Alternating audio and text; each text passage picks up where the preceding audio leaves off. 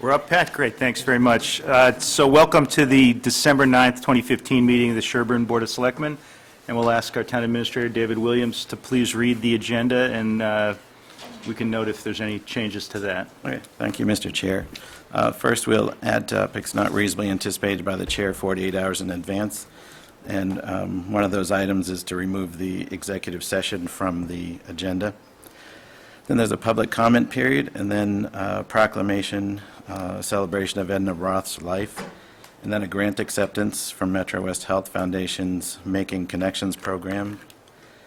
Then a one-day liquor license and promoter permit waiver request. And then we'll look at a few NOIs that have come in for town meeting planning.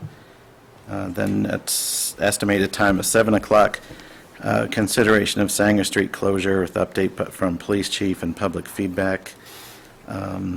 Then under routine business, we have administrator report, selectmen reports, setting the next meeting, and consideration of warrant. Okay, do we have any amendments to that other than removing the executive session? No. Okay, do we have a motion to approve the agenda? So, second. Okay, all in favor? Aye, the agenda is approved. Do we have any public comment, Diane? I don't believe it. Okay, good. No. All right, we're 10 minutes ahead already. Look at this. Flying. We're just flying. Karen, is anybody planning to come in for your section of this, or can we start a little early? Okay, great, good. So Karen Jewell, our Council on Aging Director.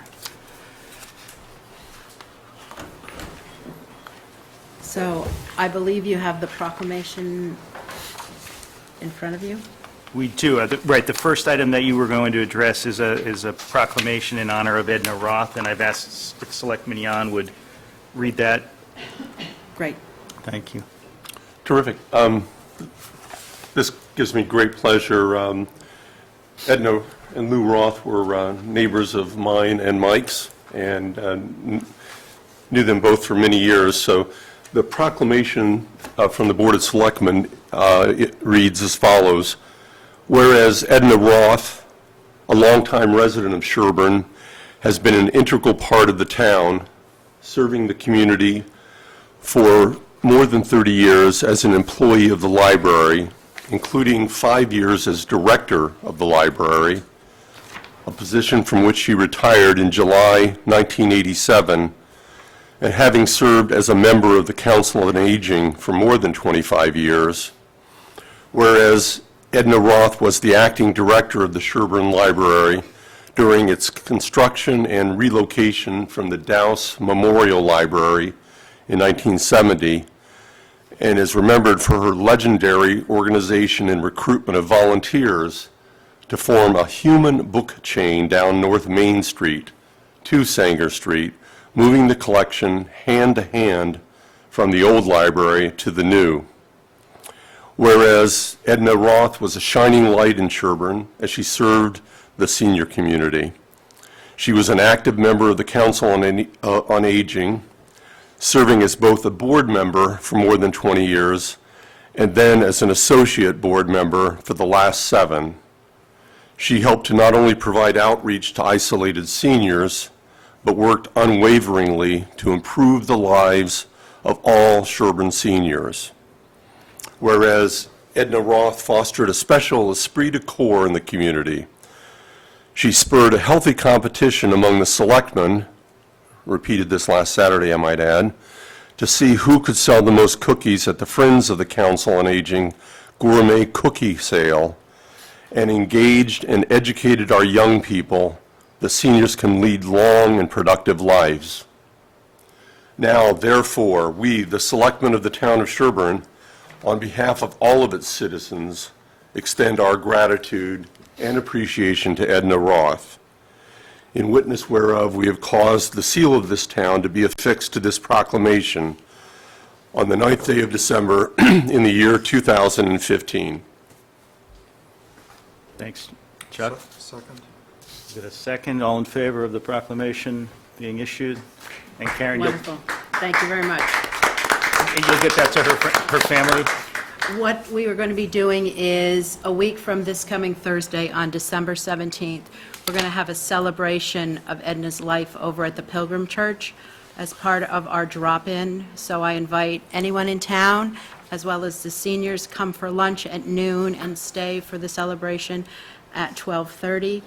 If one of the selectmen is available to read it, that would be wonderful. If not, I will read it on your behalf. That's great.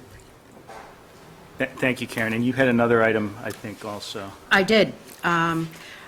I also wanted to ask the selectmen to approve the Metro West Healthcare Foundation gave us a grant for $8,244. That's for our Making Connections, our Sherborn Old Boys program. It will be starting in March or April. We have a similar program running now, and this funding will allow us to continue it.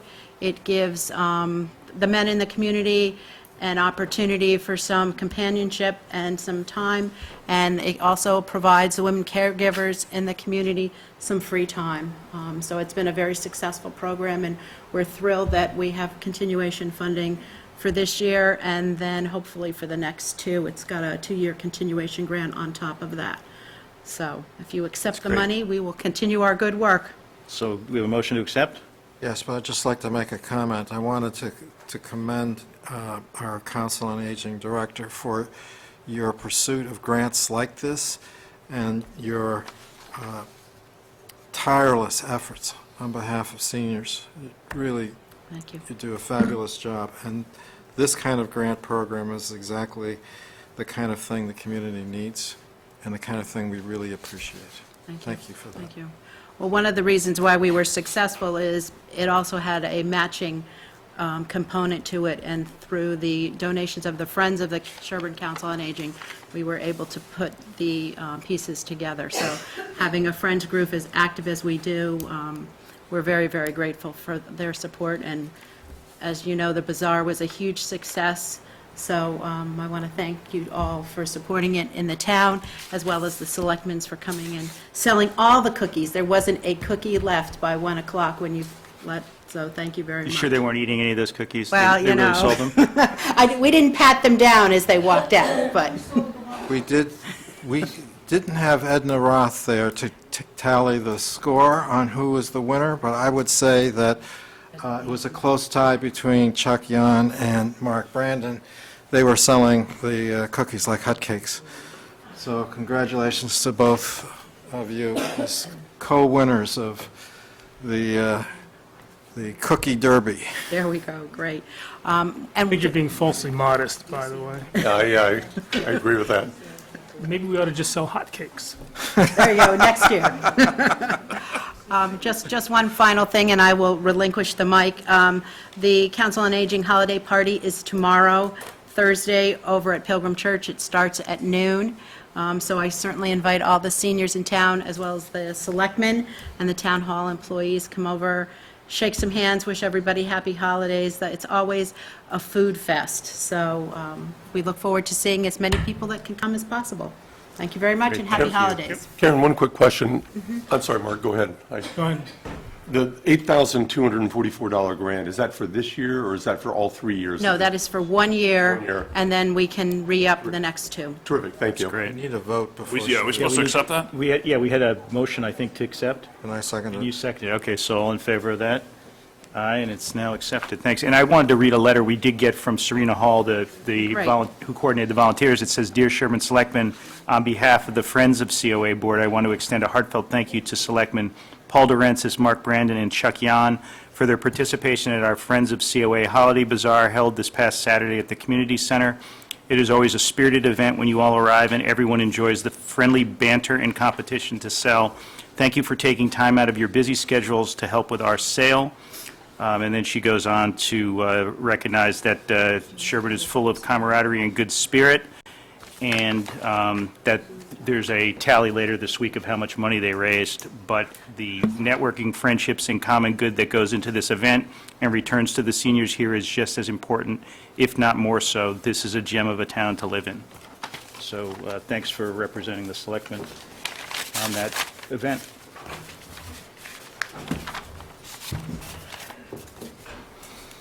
Okay, we have now a one-day liquor license request by Star Kelly Bartending Services for New Life Home Furnishings. Do we have anybody here on that, or David, are you presenting that? I wasn't expecting anyone to Okay. show up Do on you want it. to just explain what's going on?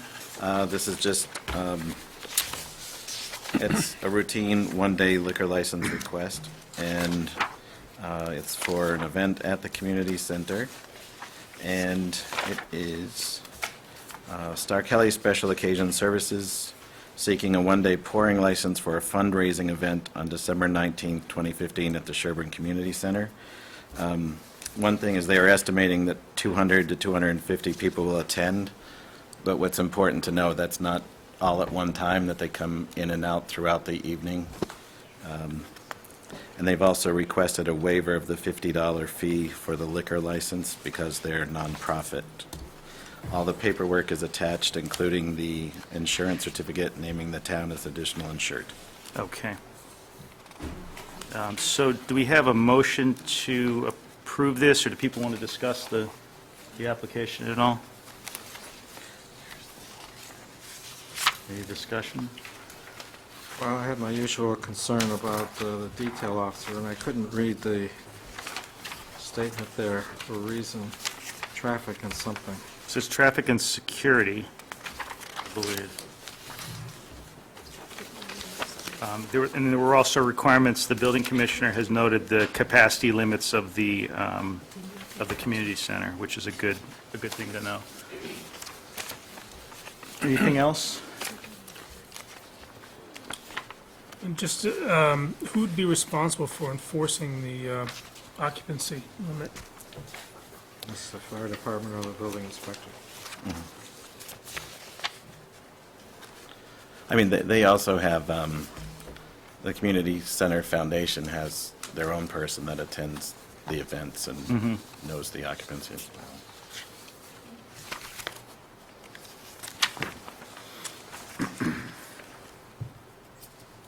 And we're named, as well as the townhouse, on the as an additional insured? Yeah, okay. Yes, yeah.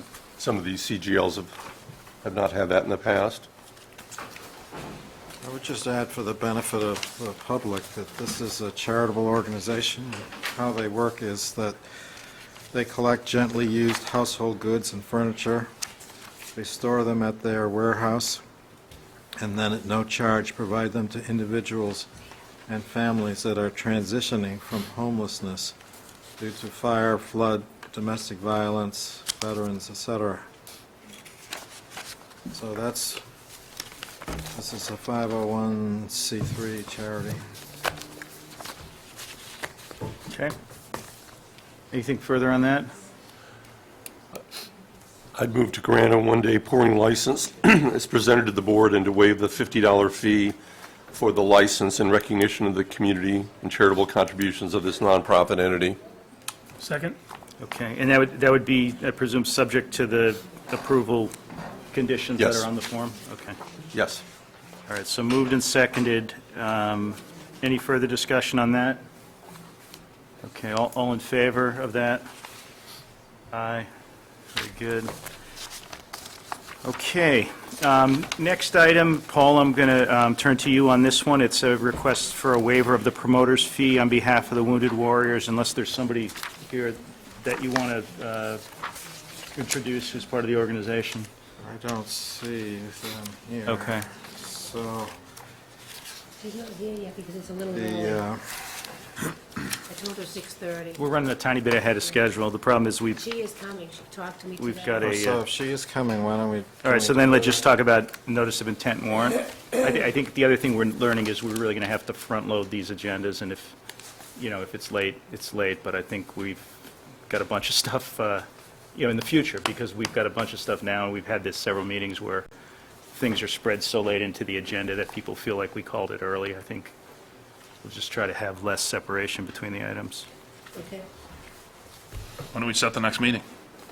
We could certainly set the next meeting. I think, David, you had a date of, what, December 22nd for the next meeting? Yeah, we were planning Tuesday. on December 22nd, Tuesday, at 6 PM. Wow, you're going to give me the 25th off? Yeah. So generous. Actually, no, Paul, you don't get it completely off. Yeah. Okay. Is everybody okay with that? It works for me. Okay, great. What day is that? 22nd's a Tuesday evening. Yeah, that's all right. Yeah, that works. All right, 6 PM. Great. Great, we killed another 45 seconds with that. That was very good. That was awesome. Good job, Sean. Want to go halfway through March? I think we could talk now about the warrant items, the warrant articles, though, right? We're not really going to have anybody presenting these warrant articles. It's just for informational purposes, what's in Yeah, it's front of just us. to know that they're, have actually been Right, submitted. and I think it would probably also be productive if anybody on the board wants to start thinking about whether we are going to have any warrant. Right. Yeah, that's one of the reasons why I had asked for that agenda item, Right. is for us to start planning what is our legislative agenda, if you will, for the upcoming town meeting. Right. So you want to go through what's been filed? Yeah, could I introduce the building commissioner? Yeah. Certainly. Do you want to do that before you do the warrant articles? Yeah. Sure. Just because he's here. and So I so think he David's has going to appointments. introduce the new building commissioner before we go through the warrant articles. We had our previous building commissioner take a job at the state, and our new commissioner transitioned very well and smoothly with Felix, and it's Henry Fontaine, and very pleased to have him on board. And Henry has years of experience, municipal experience, I think Lexington, Needham, a couple of other towns. But Henry so far has hit the ground running, and have heard nothing but good things about him so Great, far. thank you. Thank you for, Welcome on board. thank you for agreeing to serve the town. Is there anything you'd like to say? No? Okay. Thanks for the opportunity, and I'll do the best I can for you. Oh, that's great. All right. Thanks very much, and thanks for staying tonight, too. Thank you, Henry. That's nice. We gotta slow this Yeah, way. Should have got a speech out of him or something. I tried. Minutes to kill. I tried. Henry has been taking early morning appointments, evening appointments, and Saturday mornings. Okay. So those have been. And what are the office hours for Henry's schedule? I don't know him off the top of my head. I just know that it's early, like 6 to 8. 7:45. Okay. Yeah. And the same number of hours as we've had in the past with Felix and with others? Right. It's the same. There have been no changes in the number of hours devoted to the position. You can go on the website, and the number's there where you can call and leave a message on the cell phone if he doesn't answer, or you can call our office and we can reach him in emergency or set up an appointment for him. He's been very responsive and checking in each evening, and he told me he thought that it was important to have hours before selectmen meetings, like the evenings of selectmen meetings. He was planning to be here, so that Okay, was good, good. too. Oh, that's excellent. Okay, so let's go through what the notices of intent for the warrant are, David. Okay. So Talk very slowly, if you could. we have been in an open warrant period, which means that the warrant for the 2016 annual town meeting is being developed. And part of that process is when you have ideas to put on the table that you want to be included in the warrant, you submit an NOI, which is a notice of intent, and those draft NOIs come to the Board of Selectmen basically for consideration of inclusion in the warrant. In the past, the Selectmen has sometimes taken, if it's submitted by a committee, that that you vote to approve it to go on the warrant, and then at a later date, you might review it for whether you support the article or not. So you can end up with these articles voting to approve it to be included in a warrant, and then later, after you have more information and the things are vetted, you vote not to support it. But out of respect for the committee, you've included it in the warrant. So there are a few here that have come through Finance and the Roger Demler Town Center Water Options Committee. So if we start, the first one was Pine Hill School capital improvements. That's a standard article that comes over to us every year, and we're grateful that we have a number so early to start working on. I had a question about that. Mm-hmm. The 347,580, that is just Pine Hill? Because there's also references in here to the regional schools. So is that both, or is there going to be a separate number from the region?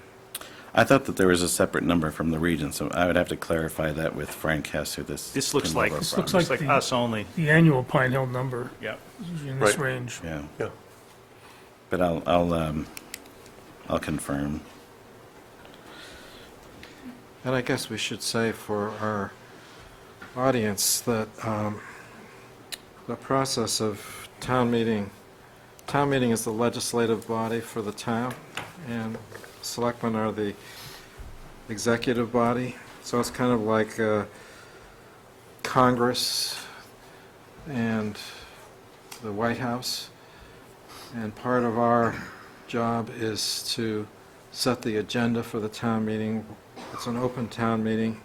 All voters are welcome to come, and at that town meeting, we set the policy for the town going forward. That is, the voters set the policy for the town, and that includes setting up the budget for the upcoming year. That includes a variety of appropriation articles, zoning amendments, and bylaw changes, and all the rest.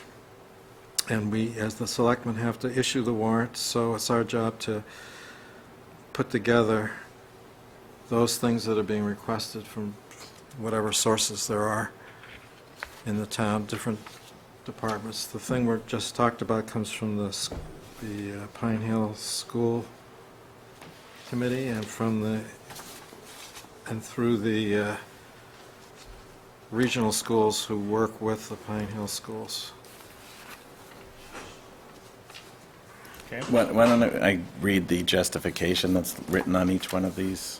Yeah, sure. NOIs? Yep. For the Pine Hill School, the warrant article justification, actually, the description, extraordinary repairs and materials which include technology infrastructure, third phase of window replacement, floor scrubber, cafeteria tables, and safety gymnasium wall mats.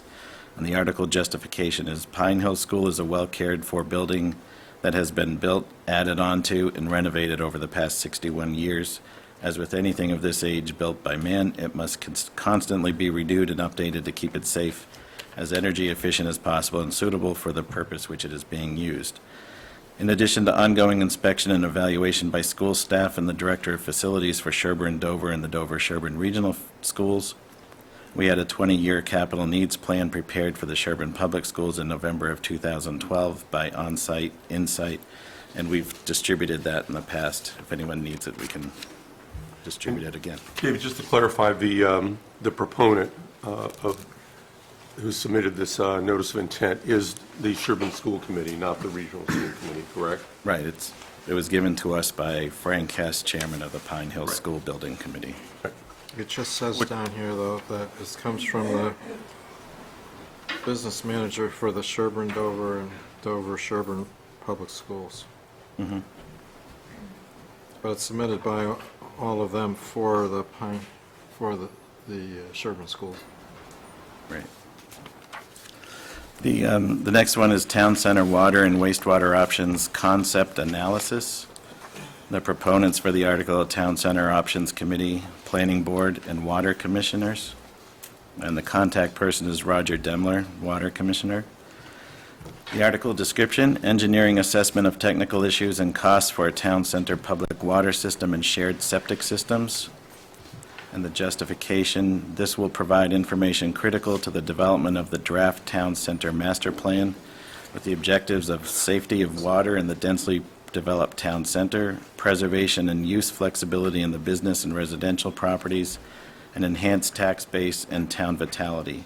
And also replace town-owned aging wells at Pine Hill School, the Town Hall campus and library, Woodhaven, and the fire station.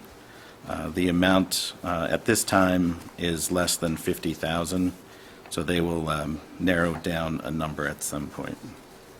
And who is the sponsor on this one? This was brought to us from Roger Demler, the Water Commissioner. So it's a Water Commission article. The proponents are listed as the Town Center Options Committee, which is the Selectmen-appointed committee, the elected Planning Board, and the elected Water Commissioners.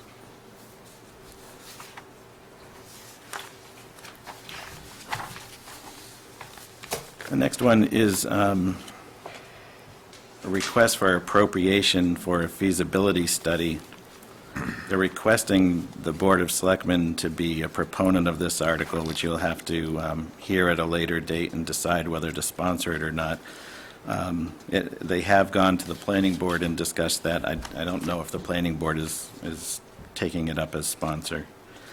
The contact people are Bob Delaney and Frank Jenkins, and it's 3.5 acres of Pine Hill or surrounding area for an upscale development to raise money for reinvestment in downtown rejuvenation. That's the description. What I don't understand from this description is, are they talking about conveying land, or are they talking about a zoning change, or what? I think they may need a few different warrant articles, Paul. That's Right, where I was kind of heading with this thing. yeah. So But it's not just one article, it's probably going to be a whole combination. number of them. articles. And who currently has title? Well, to- the article is going to be to request funds to study the situation. I don't think they're proposing to execute on it at I mean, this this town meeting. this one just says It says appropriation sell, for though. a feasibility Problem is it says study. sell. Well, I think that's a, Well, I couldn't read My this. sense is that's a mistake. So I'm glad that you Right. figured out what it said. Is that what that word is? I think that was. Okay, so if this is just another feasibility study, then we should take it as a feasibility study. Feasibility of development parcel for residential use. Developing, Developing, yeah. yeah, okay, Development, okay. all right. We're getting close, David. Look, we actually hit the next milestone on our agenda, so. The people for the Wounded Warrior thing are here, so. Great, anytime let's you let's wanna take a do that. break and do that. For what? For Wounded Warrior, we Warrior. have, so who's here from the Wounded Warrior? Stuff on my stuff. Oh, great, thank you. Yep, Can you go to you're that? going up there. But slowly. I've done this before, so. Awesome. So I guess I'm am I to say what I'm? Yeah, please, yes. Okay. I found out there was a vendor fee that, for having an event. I just actually found that out the other day at the town hall. And know that it was waived for the Council on Aging and their fair, and I was just wondering, I'm trying to make as much money as I possibly can to give to the Wounded Warrior Foundation. I'm not making any profit on this fair in any way. It's just anything and everything that I can give to them, all the silent auction items are going to be, all the money goes directly to them, and I'm trying to earn as much as possible. So I'm hoping that the fee could be waived for the vendor fee. And so you're representing the Wounded Warriors, which is an organization? Yeah, that's a what I'm doing is nonprofit? I'm actually, my husband, son, and us, we're like cooking with the Crandalls, and we do a lot on SCTV. And I wanted to come up with a way at this time of year to give back. And I could give back on my time. So I gathered a bunch of vendors, and I got the approval from the Wounded Warriors to have an event that would benefit them. And I've come to find out there's a lot of more expenses than I thought to have an event at all. And I just want to be able to, so all the proceeds that I make is going to the Wounded Warriors. And so in the sense I am representing them, I don't belong to that organization. But all the proceeds from the event will go there. We also plan on collecting food for the food bank. And some of the items that are for sale are all about gifts that give back. So they go to organizations that help dogs, other people in other nations, and stuff like that. If I could just add to her presentation, there's a statute in the general laws, Chapter 101, Section 12A, that authorizes the Board of Selectmen in a town to waive, under such conditions as they deem proper, grant to any organization engaged in charitable work or to a post of any incorporated organization of veterans, et cetera, et cetera, et cetera. It goes on for a long thing, to waive the promoter fee that the Commonwealth charges. The promoter fee is based on the number of vendors, but I guess in your case it would be around $200. But depending on the number of vendors, it might be $400. And that money, which would go to the Commonwealth, would directly be diverted from the Wounded Warriors. And for the benefit of those who don't know what the Wounded Warriors is, that there are,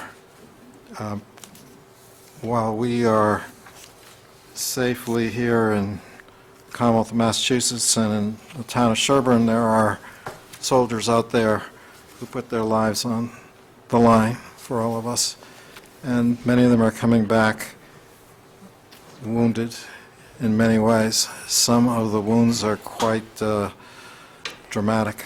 Some have legs missing and other vital organs affected. And so they need support. The Wounded Warriors organization has been organized to provide support for them, and this is being done under their umbrella as an event for them. So Paul, yeah, and that was the question I had for you, and we're still getting familiar with this provision, but it does say grant to any organization engaged in charitable work or to a post of any incorporated organization of veterans. So is it your view that this sort of family effort on behalf of a charity qualifies for that? Yes, they actually went to Wounded Warriors and got their imprimatur on this, so they are acting as agents for. We're issuing the license to the Wounded Warriors project then? The special license, is that the idea? Well, you could word it Wounded Warriors in care of this organization, because the Wounded Warriors organization is a national organization. So it's kind of like the Boy Scouts, where you have a national organization, and then you have different, what do you call them? They're not franchises, but they're local. I can speak on that. Yep. There's a lot of different organizations, I mean, not organizations, different places do spaghetti dinners, they do craft fairs, they do runs, 5Ks, whatever. And basically, the organization doesn't initiate any of these events. They approve them. So there's special wording we had to use and everything like that. So it's benefiting the Wounded Warriors. Yep. And as much of a benefit as I can gain from it is what I will be doing. But if you ever went on their site, you would see that it's all individuals, and it can't be a church or anything like that. It has to be non sequitur type of thing. But it has to, they do their own little events, and the Wounded Warriors approves them and puts them on their site. They personally don't do events at all. They basically just allow you or give you permission to do an event for them. Yeah, and I'm not opposed to waiving the fee. I just want to make sure through our municipal expert here that we're able to do this without, Yes. fear of somebody auditing us and making us pay the fee back, that's all. Yes, no, I think we're fine on this, number one, legally, but number two, I sort of envision this as something that would go on for years. Yeah, it should. Not start now and have a fair that's going to go on forever, but every year is what I'm trying to say. Yeah, an That annual we event. We are like, tonight, like an obstetrician at a birth, and the birth is, It's a very vivid. the birth is of a It's I a think we Genesis stop- project. Can I ask a question before you finish?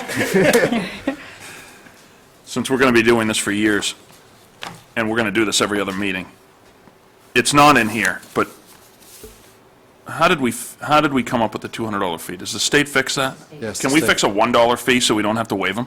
No, the state, there used to be a thing called a common victualer's license fee, not a common, transient vendor fee, that had to be collected and wasn't being collected, so the state changed the laws and came up with this, quote, promoter fee. And then we still didn't collect it for like 10 years, right? A few years. It got passed, I think, in 2010, and apparently those in town here who were in the line of fire on this didn't realize the law had changed, and it recently came to our attention.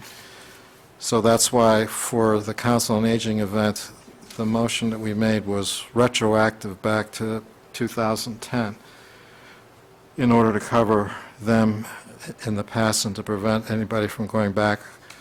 We don't need to make it retroactive because this is the birth. This is the first, No, and I'm all for that. I'm just not for doing this every other month.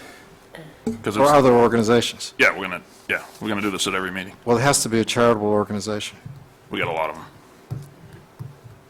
It only applies to craft fairs type things, Sean. If you're selling something, that's it. That's the only time they collect the fee. It's not any event. Cookies? Yeah, sold cookies, You sold cookies at Council on Aging. right. Well, we Did you? waived their fee. We were good. Yeah. The organizer So of every- the And event. lowered the cookies Every from other $10 to $8. Unfortunately, I think unless we adopt an ordinance, this is the procedure that the statute envisions. That's right. If you look at 12A, That's what I'm asking. exactly. I read the last, next to last sentence in that statute to say that we may regulate such sales by ordinance, by law, or by local rules and regulation. Well, maybe we want to check with town but council about we whether to can- put an ordinance. I was going to say, so bylaw if on- we, right, if we want to put this in place for nonprofits, the statute requires that it not be more than 4 days, that it for be a charitable purpose and being done by a charitable organization. And I think we can set up an ordinance or bylaw to do that, so that we don't do this every meeting. And you volunteered to do that for this notice of intent season. Second. Thanks, Jeff. I didn't hear anybody volunteering. Walked right into that. We've accepted your volunteer. Thank you. I'm happy to check with town council to see if Be there's a way. great. That'd be great. Yeah, absolutely. Okay, good. Well, thank you. Thanks for that. Do you want to give a little We haven't promo? finished our motion. A little promo? Well, I mean, she Yeah, tell us about I the just wanted event. to No, she should promo do that. before. Sorry. Okay. Why should people go? Okay, people should go because there's going to, basically, it's a gifts that give back theme. There are going to be different vendors and crafters, and they will, a portion of whatever they make is, in their tables, is going to go to the Wounded Warriors. Also, anything in the silent raffle, which we're going to have raffle items from every person, is going to, actually silent auction, is your check will be made payable directly to the Wounded Warriors if you win any of one of the auction items. And the gentlemen from the Pine Street Inn are going to be there. They make cutting boards, and so they're a give-back organization. There's going to be jewelry from Serve, which is a give-back organization. There's another woman who makes creams for humans, but all of her money goes to support rescue dogs. And we're trying to get a couple more of those type vendors in there. And then we do have like simple vendors, Tupperware, Scentsy, people who make knitted hats and different crafts and things like that. But it's just so that it's this time of year is the time that we should give to the people in need. One of the things that we would and are requesting is maybe a food item for the food bank to come into the fair, or a quarter or something in a bucket, which is going to go to the local food banks in the area, depending on how much we make. And it's really just a feel-good event, and anything that you buy, knowing that you're helping the people who are helping to protect us every day that have come back wounded, and, have done their service for our country, and then we're actually helping them at this time of the year, is why it brought me to want to do this, is I could give of my time, and, I want to give back, and I do want this to become an annual event and grow, and, I'll come every year and talk to you guys if I have to, but I just see this growing and having people, want to come, want to be there, want to be involved, and anything you buy, again, it's a gift to someone else. So if you buy with that type of a social justice type feeling, you're really giving back at the time of year when it's most important. So, Can I just add to that the fair is Saturday, December 12th, which is this coming Saturday? This coming From Saturday, 10 a.m. to 3 p.m. yes, at the community center. Okay, it also supports the community center. Great. So I think this is a great thing. So you'll be donating the fees that you get from the vendors, is that? Yeah, I do have to pay for the hall for the community center. That's thus giving back to the community also. But as much of a percentage of that as I can. I have nothing, there's nothing, no gain for me in any way in this. Everything, every penny, every quarter that we make is going to go back to either the food bank or the Wounded Warrior Project. And there'll be opportunities for cash donations, I'm sure. Yes, yes. Great. So can I move that we grant the promoter fee waiver? Second. I'll second that. Any discussion?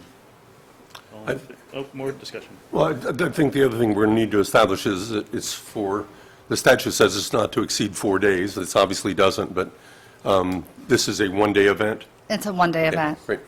Okay. I mean, you can donate for 4 days if you want. There's a little link on, and there will be a table with information on how to help the Wounded Warriors. Great. Okay. Thank you. May she never have to come and ask for the waiver. We need a vote on this. It's been moved and seconded. All in favor? Okay, great, good. We still have 14 Thank you very much for your time. Thank you. And come on over on Saturday. Thank you. All right. Thank you for doing this. David, do you have any other notices of intent to go through? There were two proposed articles that had been worked out, one for a recreation revolving fund that the finance director had discussed with the Recreation Commission. But that's not a revolving fund article. It says it's a revolving fund. Right. But it's not, doesn't create a revolving fund. To create a revolving fund, you have to identify a funding source of what's going into the revolver, an annual limit. There's different language you have to use. This is an appropriation for essentially what looks like a capital project. Yeah, I'll have them check it out. And none of this stuff has gone to council yet for review. Okay, so the point is the ambulance reserve, The make ambulance, that a revolving fund? ambulance reserve fund, and the intent is to create an ambulance reserve fund for purchasing various equipment out of this reserve. We have an ambulance reserve fund.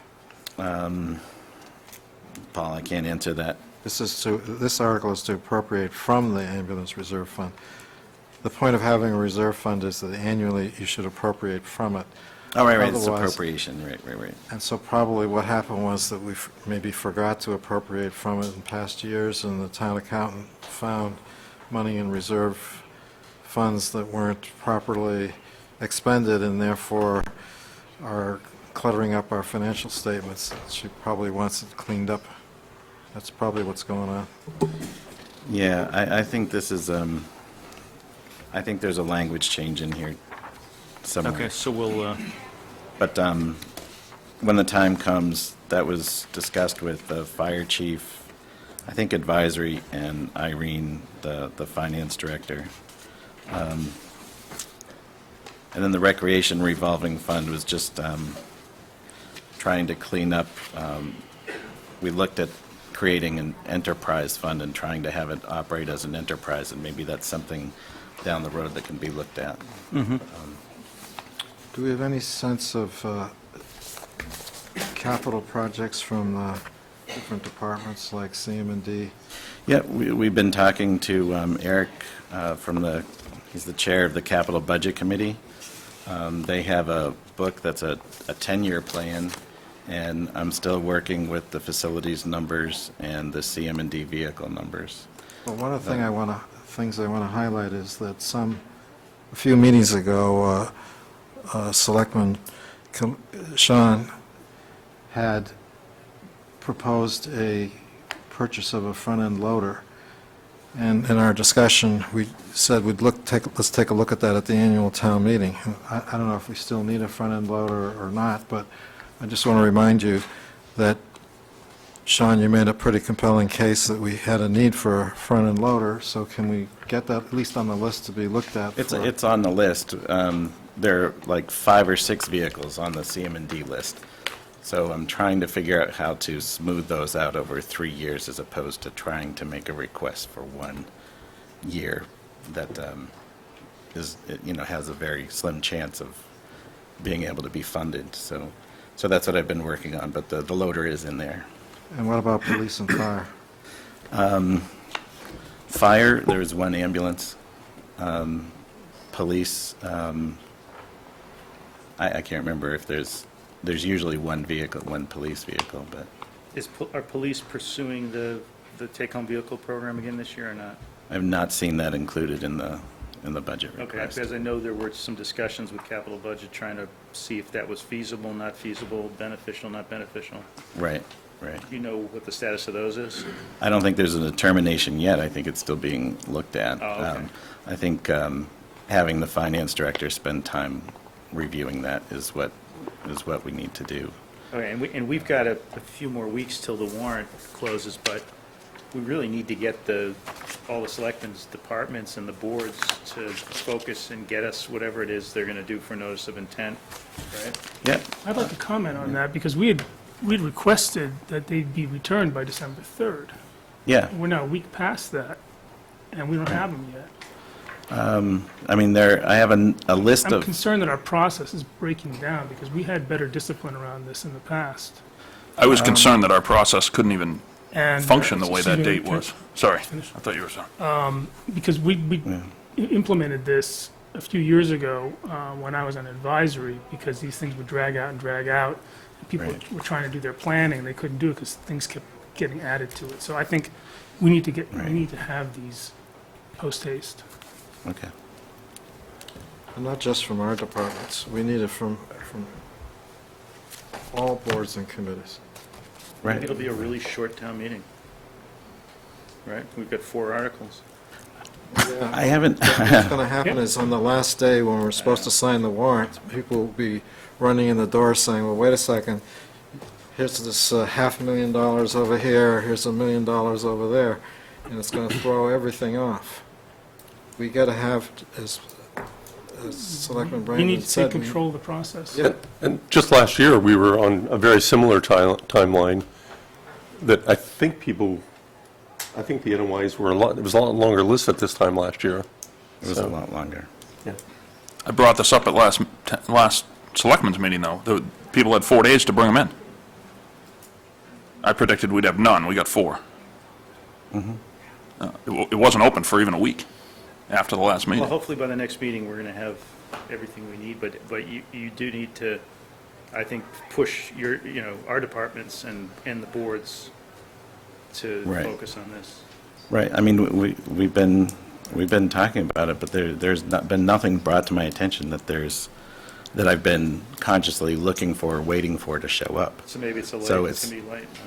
Yeah. But So- also, what's missing in here are any zoning issues, which would come from the planning board, or citizens who want to rezone their property. It's unusual that there'd be nothing in terms of zoning.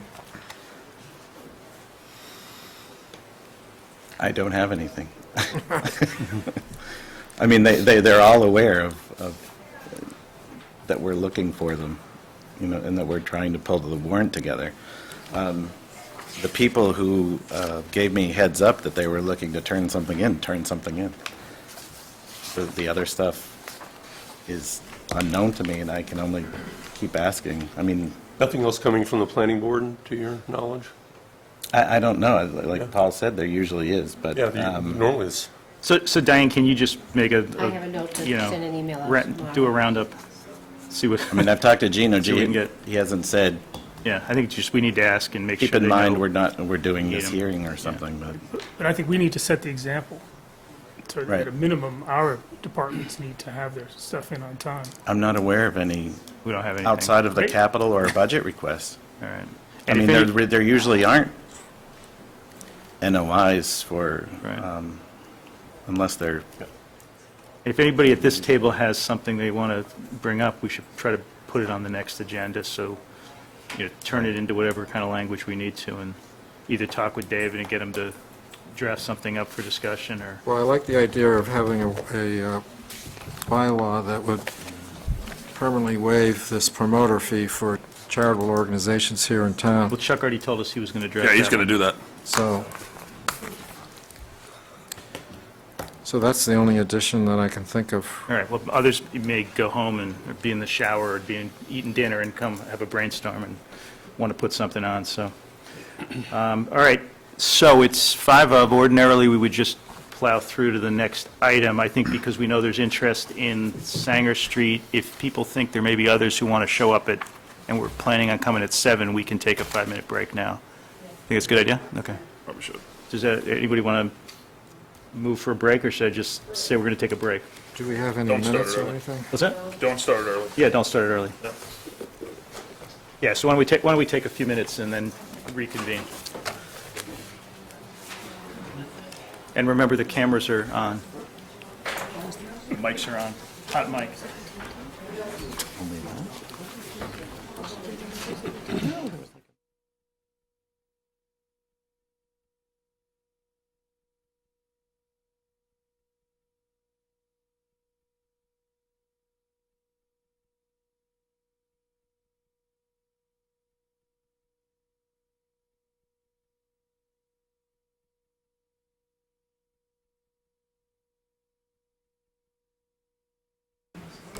We're all set? Good, okay, excellent.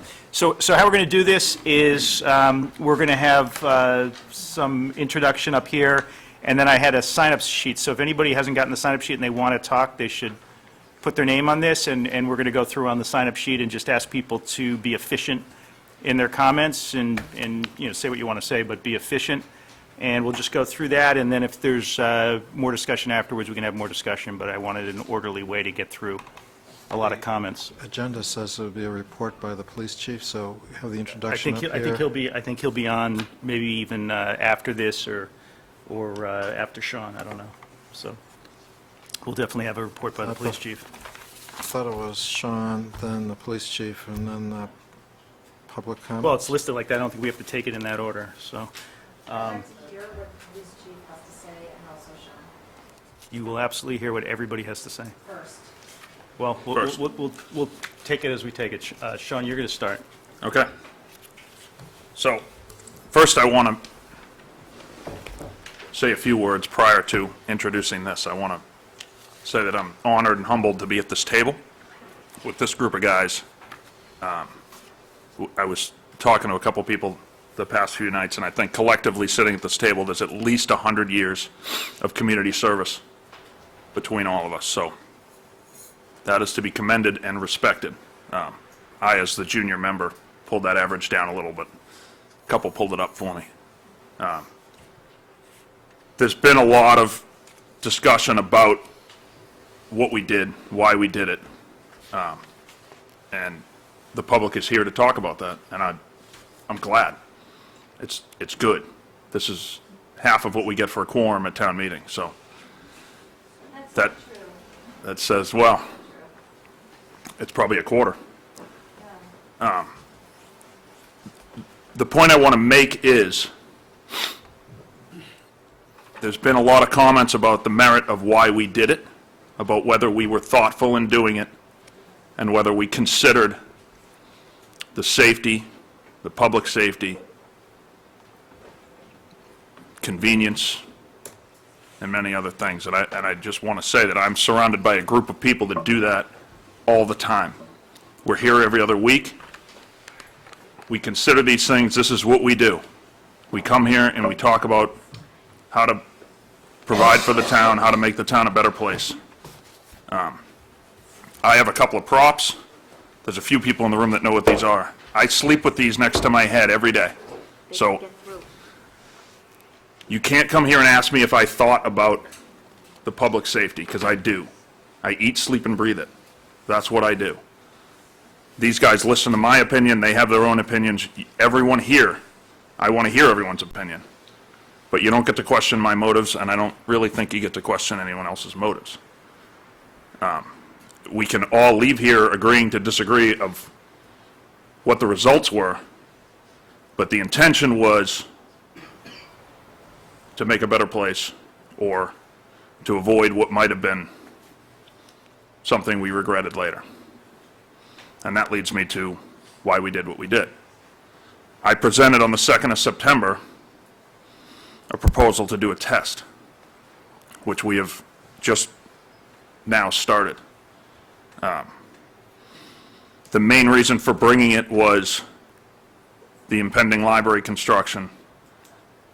I'm a construction guy, I'm an engineer, so I look at problems before I get there. I foresee that that site is going to be a problem for many. I'm concerned about the construction, I'm concerned about the blasting of the ledge, I'm concerned about a lot of things, the parking, not just for the construction, but there's already parking issues when it comes to Sundays with both churches at either end. We're moving the library into the community center, which doesn't even have its own parking lot. So prior to getting there, I wanted to try to have a plan that we could hand, or at least some input as a town, that we could agree to and hand to the project manager, hand to the building committee. Here's what we can tolerate. We've all come together and we've found that we can either close the road, partially close the road, or we can't at all. You can't have the road. Being in the construction field, I know they will close the road. It's impossible to build that building without some closures. You can't pump concrete.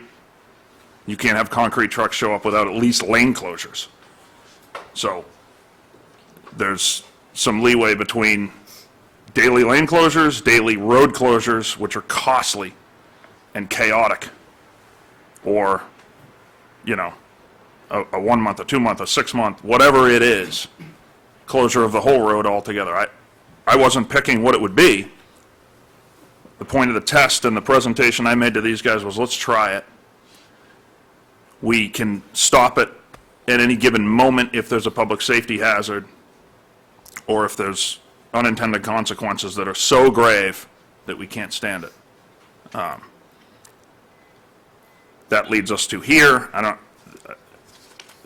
I'm sure everyone has seen my proposal and or seen the YouTube video of the September 2nd meeting. We've now, since last Friday, I believe it was last Friday, closed the road.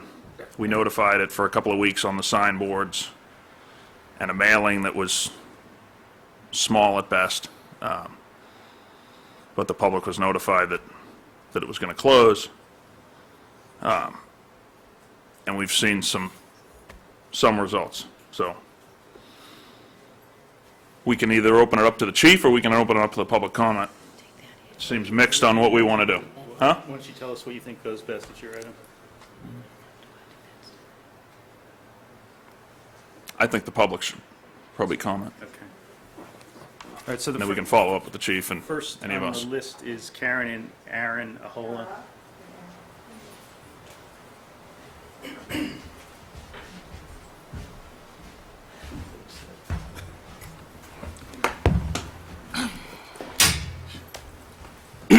So thank you for taking the time to hear people out on this. I've not coordinated with anyone else, so I don't know what anyone else is saying. I'm not talking on behalf of anyone else. We are residents on South Main Street, so observations are anecdotal. But I think I, like many citizens in town, have concerns around impact on safety on the main roads as well as in surrounding neighborhoods, impact on convenience, and frankly, impact on property values as well. And I'm not here to question anyone's motives. I think what may be most helpful is if the selectmen would indulge me, is to have a little bit of feedback. I know I've heard some already, but on some questions that, in my mind, are still a little bit fuzzy, at least the answer to them are a little bit fuzzy. I think I heard properly, if I heard properly, my first question is around the time frame, and that this is in fact a test, 30-day test, and at that point, it is scheduled to end. If it's appropriate, I'd like to ask that that be clarified for the record, and that there be no intention to extend it on to forever. I kind of got when I spoke to the town hall earlier last week, I believe it was, I kind of got a little bit of a confused response on that. I can't speak for the board, but you're definitely going to leave here with an answer. Okay? And I would add that. Sorry? And I would add that from the beginning, the proposal was to conduct a traffic study and a test of not indefinite duration, but it was going to be reviewed. I don't recall, did the motion have a time limit on it? I think it said not to exceed 30 days, and that it should end at any time if there was a problem. I think that's what the motion was. So it Let me, was not an indefinite. Yeah, it was not indefinite. maybe my answer might not have been clear. We're going to discuss that. We want to hear from each and every person, and then we'll discuss it. And I suspect we're going to come up with that exact answer in a few minutes, or however long it takes. Was there any discussion in the proposal around a test of an actual traffic study actually conducted by actual traffic study engineers that the town would pay for, and that the report would be made public with actual measurable metrics of all of the things that are actually measured in actual traffic studies, i.e., the number of cars in volume per hour per day on adjacent public ways, the actual impact of traffic patterns in adjacent neighborhoods, the impact, if any, on residential values done by an actual appraiser. Was that discussed by the selectmen when considering whether or not to conduct this, what I would consider to be a rather informal traffic test? No.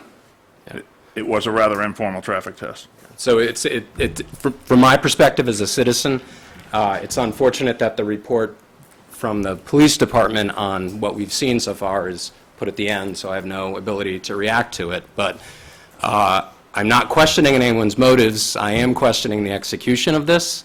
It seems at best haphazard, at worst perhaps a formality to conduct a, quote, test for a period of 30 days when at the end, I'm not sure, I think my measurements sitting in my driveway waiting for the bus or going to work at various hours of the day are probably just as valid as anyone else's about what the impact actually is here in terms of safety and in terms of the increase in the volume. So And- let and me ask you, also, that's by the way- exactly, let me ask you a question. If there were a test and you saw whatever you've observed during the test and there was a traffic engineer who gave a report, would your conclusions change any? Would my conclusions change? My personal conclusions are that there has been a negative impact on traffic on the main roads and the adjacent roads, and by that I'm referring both to volume and the level of backup. It's impacting it's impacting convenience. I am sure that neighbors in the adjoining communities on the Farm Lake Street extension and the Lamplighter area will kind of talk to the level of impact on what was otherwise fairly non-busy roads that now have cars cutting through, probably at unreasonable speeds in order to do that. I would also say I'm not so sure we have police facilities to be able to police those roads, because at least I've seen a couple times them conducting traffic at the intersection. Getting back to your initial question, I don't know how you can take action that is going to have an impact on safety, on convenience, and on property values for not just my house, but dozens, if not 50 or 100 houses in the neighboring areas without kind of following any real process or procedure around it. I'm not sure if it's volunteers and the selectmen who are taking measurements and conducting the study themselves, if it's the police department, but the lack of any kind of real thing really strikes me as just frankly incredible. I would also like to point out that one thing that I haven't thought of before, and I thought of last night, is not only my daughter, but I've got 24 youth lacrosse players traveling to Ashland at night, 3 nights a week, all winter long. The Sawin, which means that these people need to go down Sawin Street, make a right, and make a left on Maple. That intersection and the visibility, especially at night, is terrifying. People with high beams coming around that bend to make a right-hand turn on 16 is not okay. And that's just my personal observation. The other thing, I have a number of questions, and you can answer them now or later, but I'd like them on the record. The first one was what Aaron already asked, which is the date certain for the end of the Sanger Street test and a hard reopen date. Number one, Sean, you mentioned that this was a test mainly with respect to the library construction. I would like you now to address what are the other not main reasons for the test. The safety of Maple Street and Washington Street, which is the most dangerous intersection in town. By what metric? Mostly perception, because we don't have enough statistical data to even And create an perhaps if accident we'd data. hired a traffic engineer to study it, we would have that metric. There are experts in these fields who do things and not We- anecdotal groups And we of passed up citizens. on 3 of them. I want to So kind of stop this now, which is, I think we're not conducting a deposition here. You can ask questions. Ask questions respectfully. Let Sean answer before you interrupt. And also, traffic safety has rank ordered the intersections in town that they consider the most dangerous, and it alternates between either Lake and Route 16 or Washington and Maple Street over a number of years. You can question their metrics, but there is a list from the Traffic Safety Committee which ranks the most dangerous intersections in town, and Maple Street is consistently 1 or 2 on that list. Yeah. I think our main issue is with if this is a test, let's test it like any people who do tests do. Data, interpretation, results, and perception doesn't strike me as a foundation on which to make a relatively major decision. From and after the reopen date, can you confirm that there are no additional plans to close Sanger Street either temporarily or permanently until such time, if ever, that such closure is required as part of the library construction, barring any weather or other emergency or force majeure events?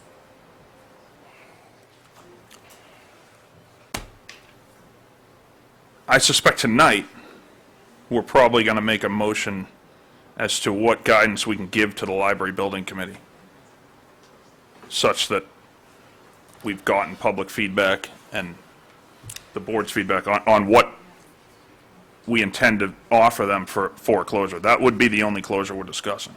Does that answer your question? Not really. Best case scenario, and this is an estimate, when does the Board of Selectmen anticipate the commencement of the library construction, month and/or year ballpark? I'm not trying to pin anybody down. Are we talking 2016, 2017? I just lost it. Mid-16, they're saying, Yeah, it says begin and mid-16. continue through mid-17. So I think they're Okay. thinking a year. I'm about not a saying year. the closing for a year, I'm saying the No. So construction. the worst-case duration, if you were to take the worst case, it would be if they required closure of the road throughout the duration, it's about a 365-day build. That's what I would have guessed Roughly. before they, Hey, Tammy, we've got a process going where we're going to go in order of people. And I'm about done. No, we're not really doing it that way, though. We're going to take people in order because we've asked people to sign up to speak. I will call on you, but I want to keep the process. I've just got... It might be more helpful if you were, because we're here to talk, we took this action, we're here to review it, we're here to decide what to do next. I think it might be more helpful rather than asking, interrogating, to maybe suggest what you'd like to see happen so that we can get feedback, so that we can do the... I'd like you to open the road. Tonight's good. Okay, thank you. Okay? And I'd like you to keep it open until and unless the construction of the library requires it pursuant to a phasing and staging, engineering, and construction plan. Thank you.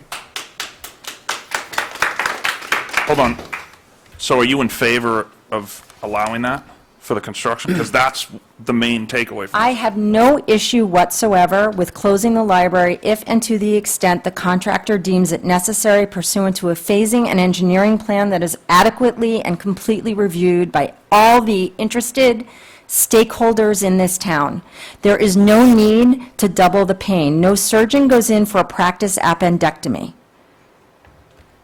That's it.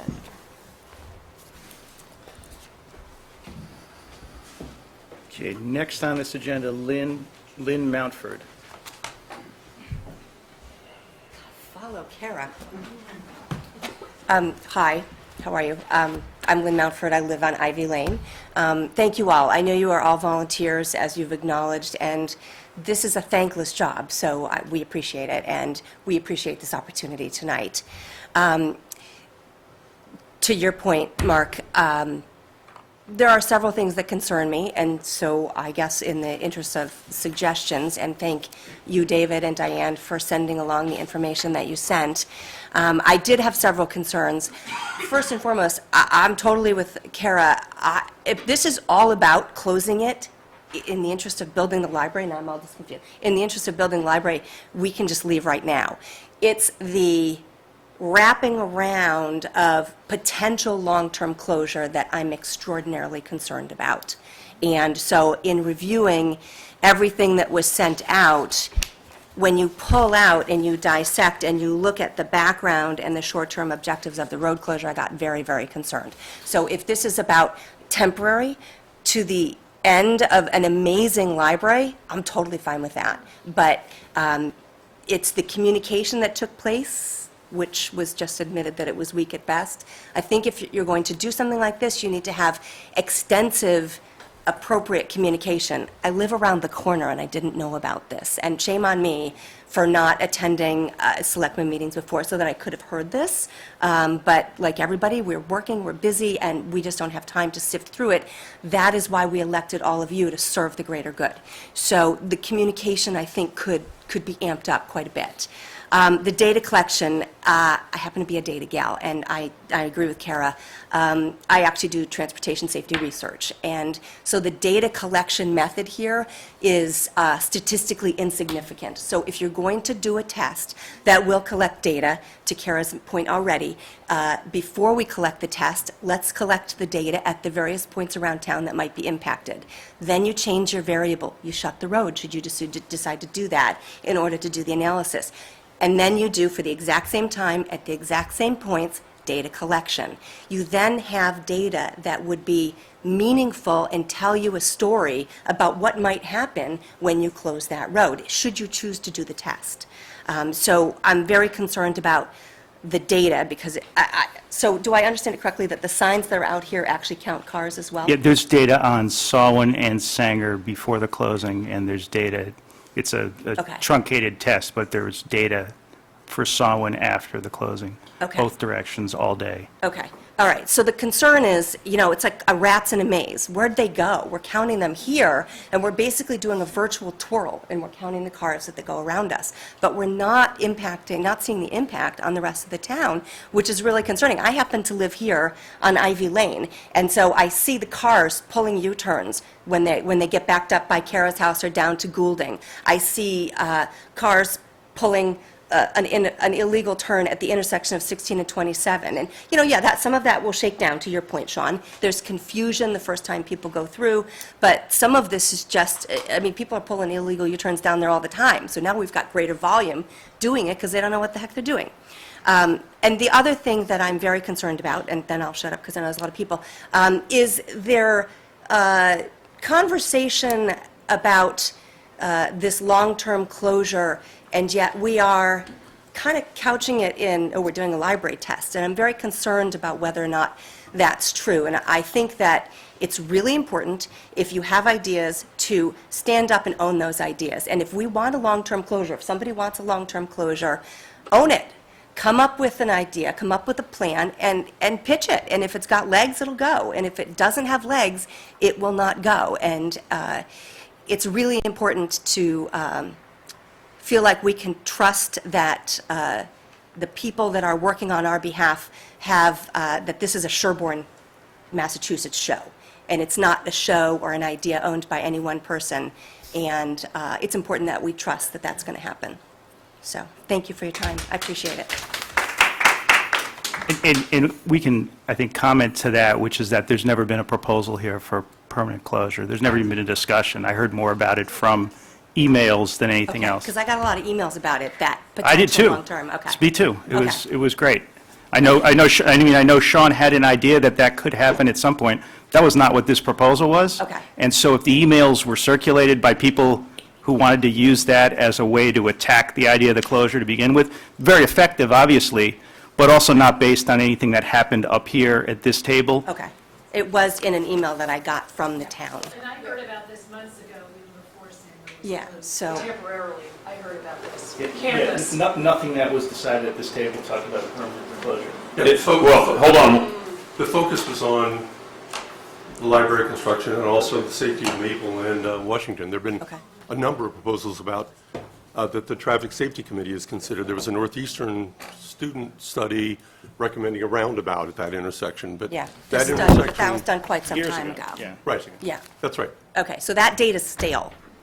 So we can't, the design can I didn't say certainly be it looked wasn't at. stale. but- I'm just okay. saying that there have been a lot of proposals. Okay. And that the safety of that intersection is another topic. Yeah, totally separate topic. I understand that. That's, Actually, I'm saying it's not... It was mentioned in here, and let me make the comment, a test doesn't fail. A test shows something. This test showed that you guys are pretty disgusted with that idea, yeah, I like that. okay? That was a good comment. It didn't fail. The point of the test was to find out what the reaction would be. Okay. A, what statistically would happen, what people's reaction would be all around town. We haven't actually started the test, because we said we were going to wait 2 weeks before we saw what normalized out, but Okay. the point of it was to see what would happen. And yeah, we don't have tickers on every street in Sherborn, Holliston, Millis, Medfield. We don't. But it's pretty clear what people think about closing the road permanently.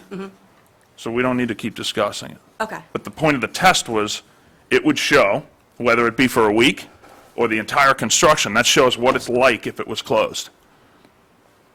And then, when the construction comes, it'll be mocking as if it's closed, if we close it for the construction. And then we'll see what happens over that course of a year with the statistics at Maple Street accidents and cross collisions. That'll definitely be a test, won't it? I don't argue with that. I understand that, but when you're talking statistics, it's important to keep your metrics in line. I know, And I understand statistics pretty well and counting standard accidents. deviations, but we have I totally get that. we have samples of 4 Right, when we but- talk about our worst accident in town, so. Yeah, I totally get that, but that's not statistics that will tell you the story of what will happen if you close this road. I think... Agreed, but Like you public said. perception definitely does that, and here it is. Okay. Can I ask just one question? Do you want us tonight to vote to open the road, or are you saying, That would be my preference, because I don't think that you're achieving anything. I think you've done a statistically insignificant test, and you know what happened. We all know what happened, because we've all sat out there. We've watched the school buses be late. We've watched the U-turns. So if that's the type of data you're looking to collect, I think you've collected it. So that would be, I think, pretty well received. School buses? thank you. School buses have definitely been sitting out there well beyond when they should have been at Pine Hill. Okay. We had different We'll make a information note from of the that. principal about that, because we did ask that question, but that's okay. All right, good. Thank you. Thank Thanks you. very I much. appreciate your time. Rebecca Salucci? Great. And if you feel like, I mean, not you personally, but if anybody feels like somebody's already said what they wanted to say, don't feel compelled to talk if you don't want to. Hi, Rebecca Salucci, 32 Snow Street. So I just want to, thank you again, just make point of what Lynn was saying, how, and everyone was saying about how it affects the rest of the town. I live over on Snow Street, so when the traffic here comes up here and this thing, your Ways and Means and all of the, now you can get on your phone, they're shooting them down Snow Street. I'm taking walks every day. I have a road with no yellow line in it, so I'm having to jump off the side of the road. I'm trying to walk the dogs. My traffic has just gone exponentially up and down that road, even worse than it already is. It's already a cut through. It's just becoming a worse cut through now. So for me, it doesn't work. But just want to put that out there. Are you comfortable with that for a year? Will I be comfortable for a year? I won't be no, not even for 3 weeks. I mean, this has been crazy for the past Okay. week, just trying to even, and then you're looking at if there's snow, ice, I mean, the plowing. My street barely gets plowed. Half the time, we have to shovel off more over to the side to try and even get it over. My husband has a plow. He has to try and plow a little bit more to make the road wide enough, especially this past winter. I mean, and imagine if you were trying to do construction during that. There's no way. Did, you mentioned Waze, which makes a Well, lot of the sense to me. Waze, the driving, the Waze Yeah, and Mean. do you mention, did you check, basically? Was Waze sending people down your street, or were people just It just finding says, their own way? no, it says, find your own way. It says there is being rerouted or traffic has, there's construction going on, there's a sign up, basically, there's traffic. It shows you the red line. So when it it's sends back you with the other traffic. direction? Right. And was it, excuse me, Yeah. and was it happening every day? In Oh, other I words, wasn't some- looking every day. Okay, I that's just what I was happened to wondering. look, I was just happened to look this past week once that sign went up, and all of a sudden, I'm like, okay, I have bad traffic anyways, because it is, people cut from 115, they cut down Snow, they go all the way around to come up over here onto Lake and to get back out and around. Happens anyways. It has gone up. So you feel like more of that was happening? Oh, it's crazy. I mean, I have, we walk every day, every morning at 8 o'clock, and I've had to jump off the side of the road, Okay. and that's not fun either. That sounds like running and walking down Mill Street. Well, it is, and you're looking at a road, a Snow Street, which is, I think, very narrow compared to a majority of streets, because we're a two-lane road, and then you have construction vehicles coming up. I've got people building houses there, and they're trying to do construction, and people are flying because they don't know these streets, like we know them. So, Can I ask you a question before you leave? Would you like us to do something tonight, and if so, what? I would like you to reopen Sanger Street because, and also just to make it much easier, and also my other quick point was you opened it up for the COA fair. Were you planning on opening it up for the Woodland Veterans Fair this weekend too? I mean, that was the other thing. You'd made that nice consolation for the COA. Were you going to give them that same consolation? If it's a test, if it's a true test, you shouldn't be opening it up anyways. If you were trying to do a full test. Agreed. It should not have been opened up, because then you weren't having it. You weren't getting the true, but you were being kind to, the Council on Aging, and I get that. Agreed.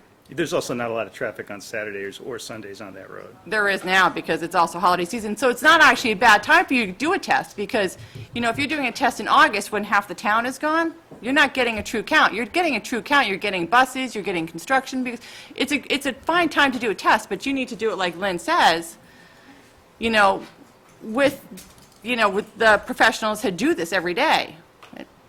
So. Well, if the professionals told you Snow Street would be fine, would you believe that? You're saying it's not. That's the point. No, I probably, Right. but that's the thing. I mean, you're We would looking have at. paid money, and I'd rather No, but I listen to think you. you're looking at my one little street. I'm thinking, that's one little street. You're looking at everyone has a complaint about their seeing traffic change a pattern. Everyone's going to go, it's a rat to a maze, or, you're going to find where water, the least of resistance. So once that gets going, people are I'm going to hoping it's downtown Dover, but Yeah, well, it may not be. But the Yeah. point is, the point is, it's just. I didn't think need to you're- pay for yeah. your opinion, and that's valid. Right. Because we're going to move into a one-year closure, possibly. Some people say they can tolerate it, you say you No, can't. I don't think a one-year closure, I don't think a one-year closure is even needed, too. I mean, if they can build buildings in Boston without closing a road, I mean, and they can put up big skyscrapers in without, and people can work around that, there is plenty of places around here. If you're trying to get equipment in here, my husband's in construction. he's the same thing, he's sitting here, he's shot, you can do a lot without having to close roads. You can, you see what's going on with you're talking about the railroad tracks. They close down Hospital Road for a day or two. They get what needs to be done, people move around, but then it's reopened again, it's open now. They closed Route 109 for a week for a closing. They They didn't even announce it. They The just railroad closed track? it. Yeah, No, that was announced, I saw that. 4 days. Yeah, but see, the thing about it is you've seen notices about that. People around have noticed that the railroad track has been going on and on, so. But other people, I know your list is long, so. And thank you. Good, we get your points. Yeah. Thanks. I just want Before to she say, leaves, I do request that the road be open for the Wounded Warriors. Well, let's For get the to same that. reason. Let's get We're to going to that pull after that we back do up for the discussion. comments. thank you. Thanks. Mimi Gallagher? Yes, I don't need to come to the table. I know Okay. you have a lot of people here. I think only for the public to hear you, you kind of do. Thank you.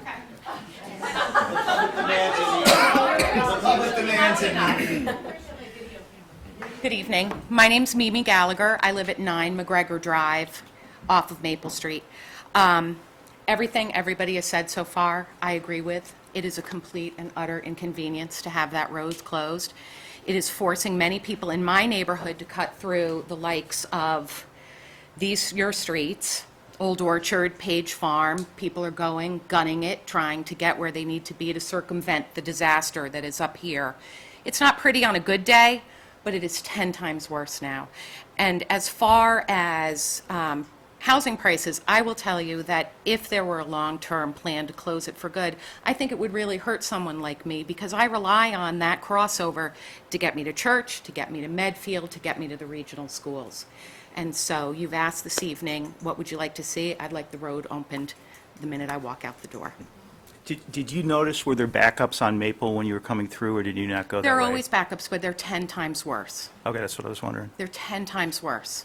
And people, again, doing U-turns because they're thinking, oh my gosh, I can't sit in this. So now I'll backtrack and I'll go down Old Orchard and Page Farm. And there are people walking, and they're walking their dogs. And I think people bought homes in those neighborhoods because they were going to be quieter and because they were going to be, better for kids and people out walking, unlike a main street. And I'm sure others will tell you that they've seen an increase in traffic in their neighborhoods. I'm one of them.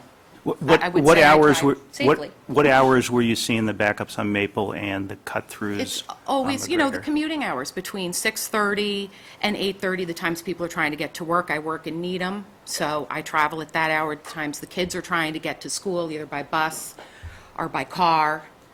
It's just tenfold. It is just tenfold. And I appreciate hearing that there is no sort of hidden agenda for a long-term closure, because I have to say I'm very concerned about that. Thank you for allowing me to Okay, share my voice. Jennifer Searle, I can't read this writing. Jennifer and Mary, and we don't need to thank Okay, very good, thank you. Donald Hutcher? I hope I got that right. Yep, you got it right. Reading 9 it right. Surrey Lane. I want to specifically speak about the intersection here at 9 and 16. I'm sorry, 16 and Sawin. A lot of concerns about safety. I've been driving that way for 15 years, and as you're coming down 16, you have about 70, maybe 80 feet, I don't know what the actual measure is, of visibility when you crest the hill right out here in front of Town Hall before the intersection.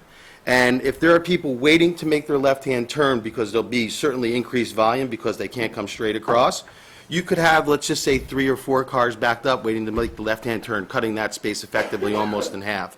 I think we're going to see a real increase in rear-end accidents of people coming up to speed as they come through town, and they have a concern here. Furthermore, making that left-hand turn, it's greater than a 90-degree. I don't know what it actually is, but I can tell you I've driven in all sorts of weather, and if you don't really come down to a really slow speed, you are going to end up in those trees, and I have a feeling we'll be pulling people out of those trees nonstop. Furthermore, coming down Sawin 216, that comes down to an angle. So you've got people with gravity forcing you down this way, but more importantly, if you're making the right-hand turn to come up 16, you're starting coming uphill. If it's slick at all, and you are spinning your tires there. And I think we're going to have, it's also a blind turn as people are coming down that way. You have very little visibility past the houses down there, the blue house.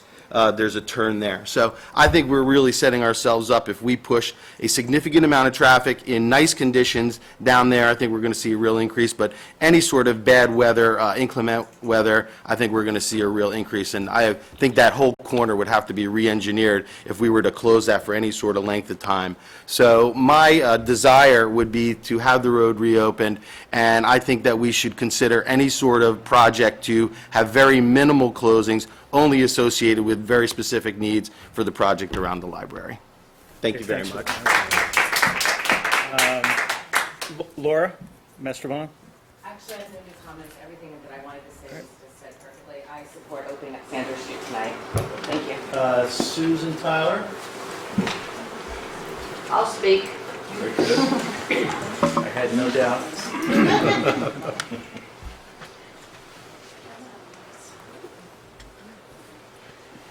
Hi, Susan Tyler. I live down on Western Avenue, and I'm a little afraid to say this, but I'm also a member of the Traffic Safety Committee. And I'm speaking for myself, not as a member of Traffic Safety, when I say I've been in this town for a long, long time, and I've seen all sorts of studies done regarding the downtown. We had one done in 1998. We had a traffic, we had those plans. Then we had another committee that was formed, which was the Traffic Mitigation Committee. They again came out with their recommendations for all the intersections in town, with plans, with engineering, with all the data that people are saying they want now. Then we had Mass Highway was out here in 2001 and did a big presentation with 6 different alternative designs and maps. And again, the studies, the data. Then we had Northeastern come out, and they did one, and they did their counts and their data. And yes, this seems to be about the library, and I agree that when this was brought to traffic safety, yes, something's going to happen come that time that construction takes place. But a lot of this seems to be about the safety of that intersection at Maple and Route 16. We've studied it over and over again. Let's fix that intersection. How would you fix it, Susan? What would you do? What would you recommend? I would truly look at, we've got 4 different designs. Not one of the 4 that were done by engineers suggested doing what we've done here. Not one of them. Susan, did any of them suggest, the sight lines both at Lake and Maple seem to be the real problems, southbound on 16. Any of them suggest trying to level off the top of the hill or any? I haven't seen that there was any engineering studies of the lake and Elliott. But what I'm talking is Right. Maple, Samhain. That's what I'm talking about. Maple, Sanger, this whole intersection. Yeah. That's all been looked at 4 different times with engineering, studies, and counts. Did any of those 4 suggest dealing with the sight lines by leveling off the hill or the one study I've seen was the Northeastern study, which was basically a roundabout, if I recall correctly. And that's what all the other ones have suggested. It's that or a traffic light. Northeastern wanted a roundabout in one way. The state one did talk about pushing Maple Street down and pushing 16 out to improve that sight line. So in a sense, bring 16 over this way, Washington Street, and actually push Maple Street down a little bit to improve the sight line. There was one plan that did talk about that. For the record, that was Jonathan Duss, North Main Street. So do you think that we should close the road or open the road tonight? It should most definitely be opened. Thank you. And it was my understanding that it was not going to take place because of the weather coming up, but it happened. I was very surprised when I saw the signboard going up, and this intersection going Route 16, taking that left turn onto Samhain Street. As someone else already said, there are going to be accidents there. Not only is it more than a 90-degree turn to take the left onto Samhain, it's also pitched and graded off into the wetlands there, and you will have cars going off there. There are no curbs, there is nothing to stop you. You will be going off the road there. This is not the answer, and it needs to be opened. Thank you. Hold on, for the record, did you vote for it? For this? You voted for the test, right? Yes, but no. If I may. All set. No, no. Political answer. No, no. Yes, but no. Before It says, yes, No, this but is... yes. this Are you is running my- for president? Excuse me. Excuse me. My understanding of the way it was left at traffic safety, we had a couple residents that were there. There was two from Sherborn Street, and there was one from Leland Farms that was there. Very concerned because they had just heard that this was going to be happening. And the way it was left at traffic safety, my understanding and the understanding of another member, is it was left that we would take the signboard, and we had gotten traffic in this direction for 2 weeks. We had it, the signboard for traffic on this, and all that was going to happen is the signboard would be moved over to Sherborn Street to get the counts 2 weeks in either direction on that. But there would be no barriers, nothing would be taking place. It was too late in the season, the weather may be, so the two of us, the other member and I, happened to be coming up from downtown the day that the signboards were going up. And I pointed out my window at the signboard saying, being closed, coming up November 27th. And this other member and I pulled into this parking lot and said, what the hell is that? So, yeah, did we have a vote on it? Yes, there was a vote on it. To try something in conjunction with the library and what's going to happen. But not now, and not the way it goes. And I remind you, we did the study on the intersection of Western Avenue and Whitney Street, and we threw up those barrels. How long did it take for those barrels to come down because it was wrong and it was an increase in safety problems? I think they were down within a day. This has been up for 2 weeks.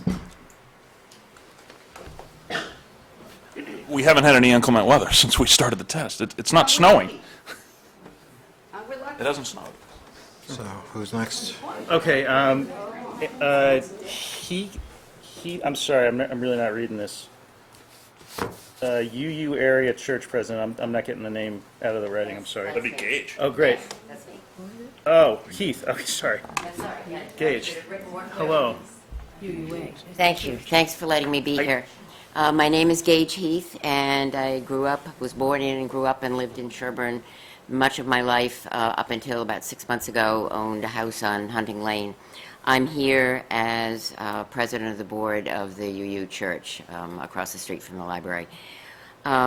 I wanted to thank you for letting me be here, just because, of course, what goes on is very important to our ability to house and let worship about 415 souls on a Sunday, and much activity during the week. So I'm very interested in what goes on, and what would I like to see happen. I would like to see that we continue to have a civil and friendly conversation for what is best for the community as a whole. And I can speak for the church and say that we will do whatever we can to cooperate. And thank you very much for letting me be here. Okay, thank you. Thank you. Mary Mahoney?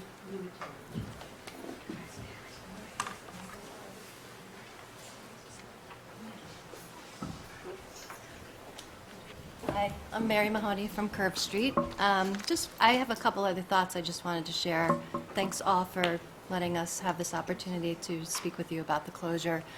I've lived in town for 18 years, a little over 18 years, and I have to agree with Susan about the number of traffic studies that have been done to deal with the various Maple Street, Washington Street issues. So I was pretty shocked to find out that our new traffic study was just to close the road. I felt like, as a longtime Sherborn resident, that was not the way we ordinarily assessed a traffic impact. I think it's been not that well thought out. I think if it's short-term, again, like most people have said, I think we could tolerate it.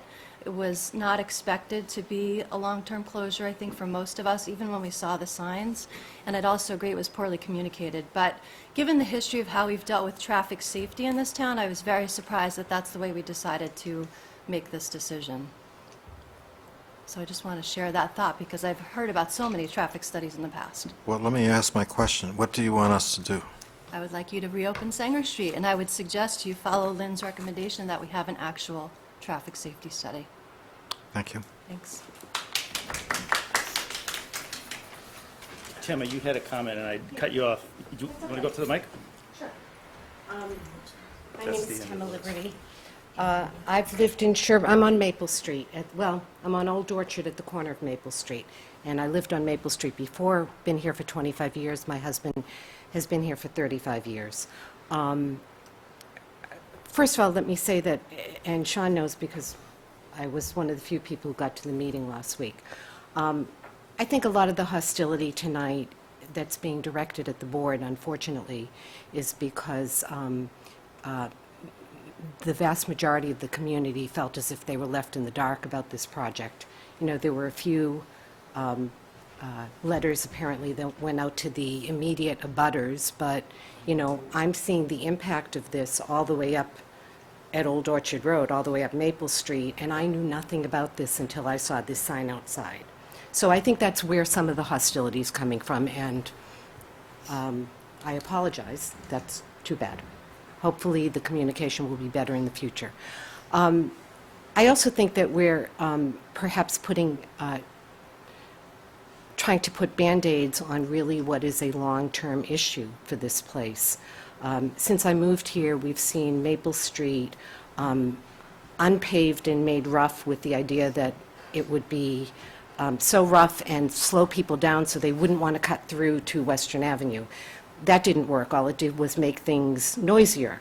So now they just repaved it. Then before that, there was the boulder idea, putting the boulders down on Maple Street. I see recently that those have disappeared. I don't know why, but they have. I know there've been, over the years, we've sat through meetings about traffic lights, about rotaries. I, for one, think a rotary would be a disaster. I have never seen a rotary in this entire country that wasn't a recipe for disaster. So what I would like to do is backtrack a little and just ask a few questions about this construction, because that's really why, supposedly why this test was being done.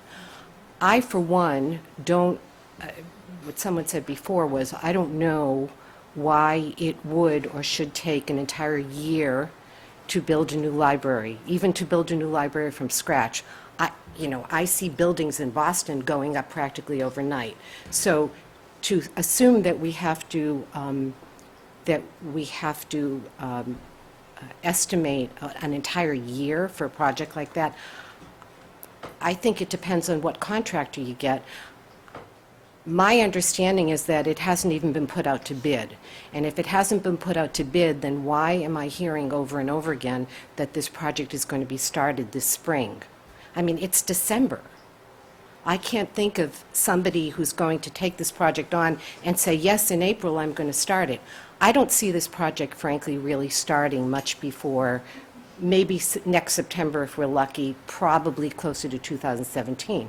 But I think the question really for whoever gets the contract is, or we should decide to give the contract to whoever is the quality contractor and says, I can get this job done in 3 months. If we have to close down the street temporarily, yes, we'll have to think of new ways to reroute things. But for a year, I think it's ridiculous. And to be clear, this board doesn't do anything with the library construction. There's Okay. a library building committee, and you should probably be talking to them. Okay.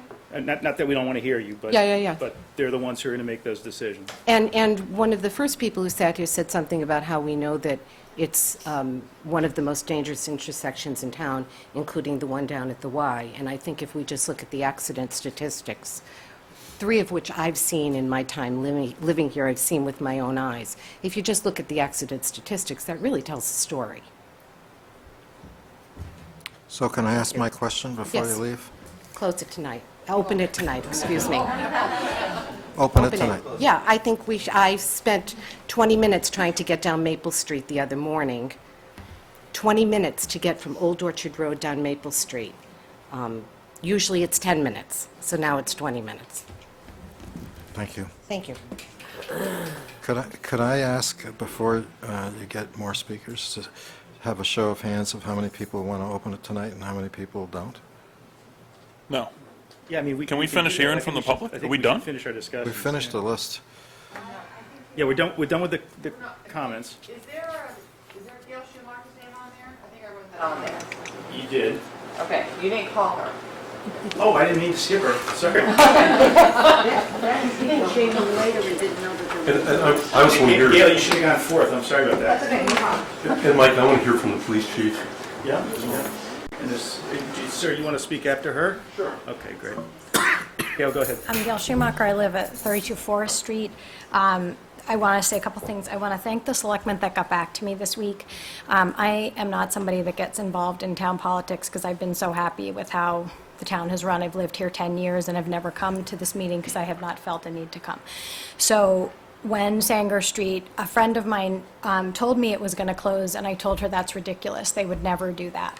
And then, thus, I come back from my Thanksgiving vacation, and here we are with the road closed. So I think you've heard loud and clear about the communication, so I want to say that I think that could have been done so much clearer for everyone so that we could adjust. And the second thing I'd like to do, and he's not here, so I'm volunteering my husband, who is currently building and renovating the Boston Garden. And he is not closing a road in order to do that. He's moving an MBTA station. It's a $600 million project. I think this notion of you saying it's the library committee, but you guys made this huge decision to close the road doesn't seem to make sense.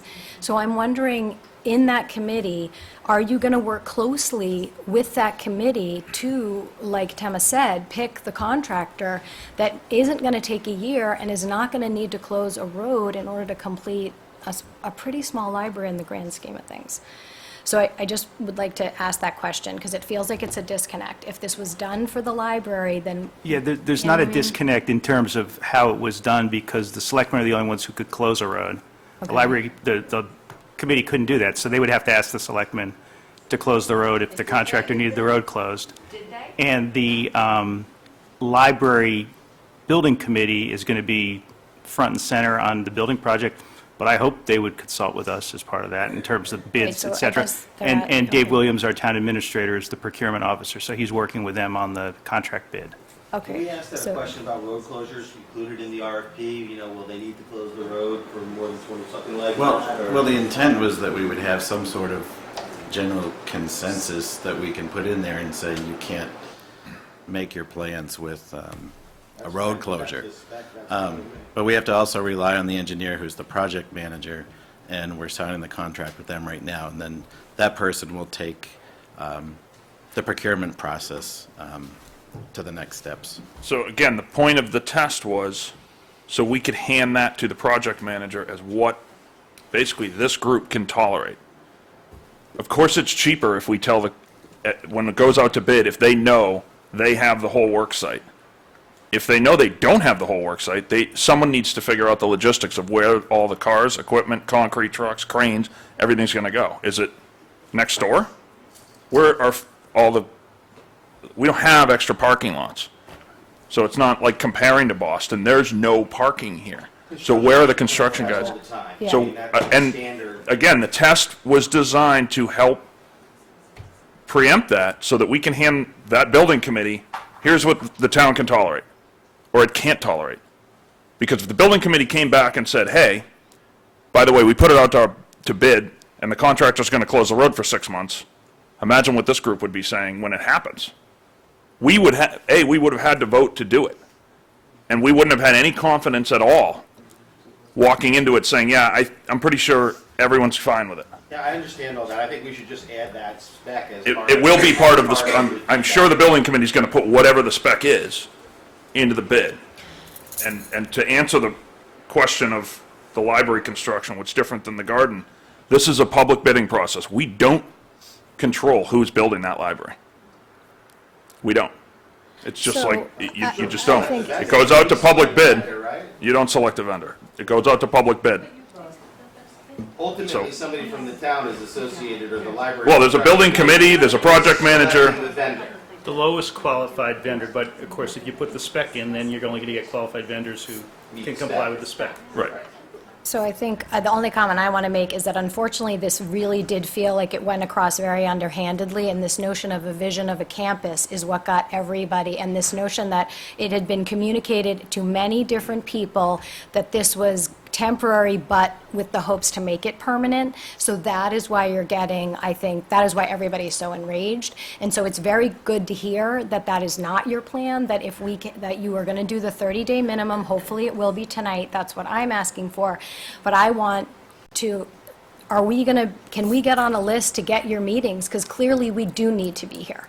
Because things that are going to be communicated within, nobody here to listen, and then you guys making a decision like that, we need to be more, I need as a citizen to be here and be more responsible to figure this out, because it really impacted everybody, traffic-wise, agitation, safety, just complete frustration. So I'd like to, I know their meetings are scheduled, and I think it's all on all of us to be more aware, so that when something happens at a meeting at the end of August where everyone's on vacation to this degree, that we feel like we were at least informed and then part of it.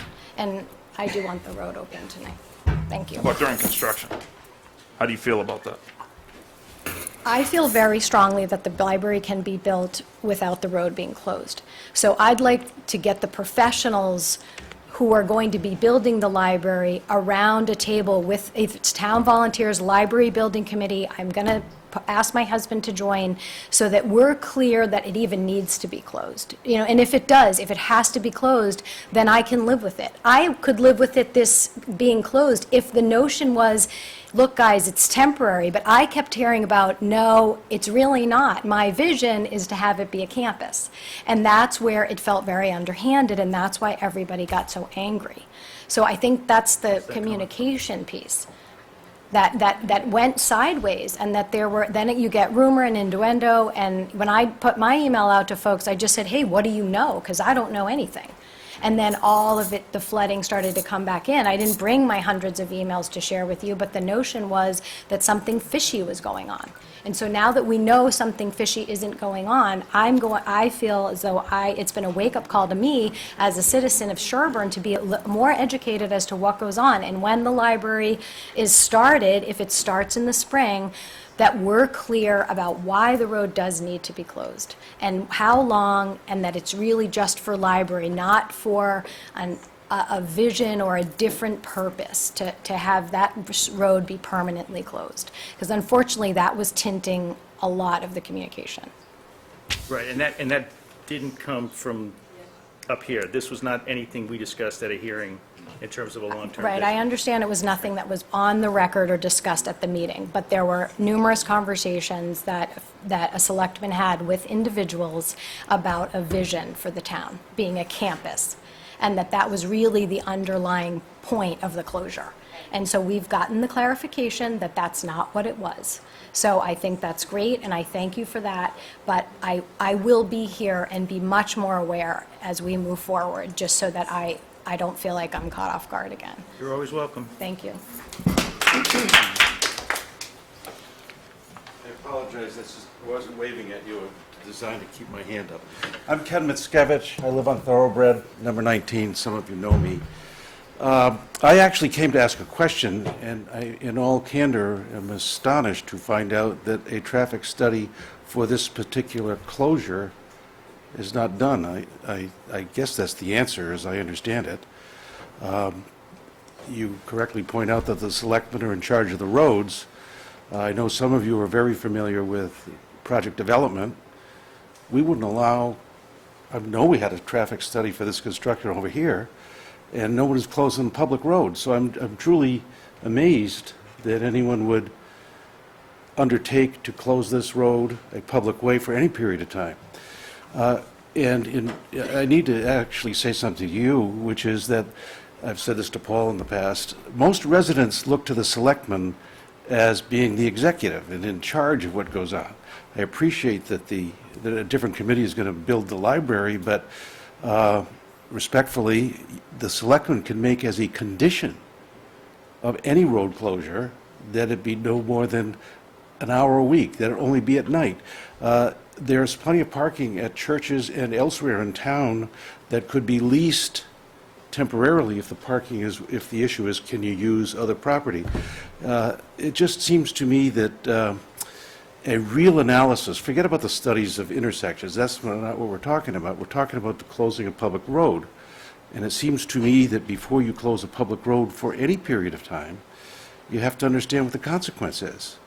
And it seems to me, if you don't have a study by a licensed traffic engineer, a title and qualifications that everybody in this room understands, then you really can't make a decision about how and when and for what length of time you can close a road. I've talked long enough, Paul, to answer your question to everyone. The road should be reopened, and it should never be closed again until such a study, formally presented, paid for by the town, is done, and this board understands the consequences of closing that road for any particular period of time. Thank you. Anybody else who wants to speak? Arthur, yep. Just introduce yourself. Sure, yeah. My name is Arthur Fenno. I'm the elected chairperson of the Public Safety Committee. I'm also a resident, one of the two residents on the committee. I live on Farm Road.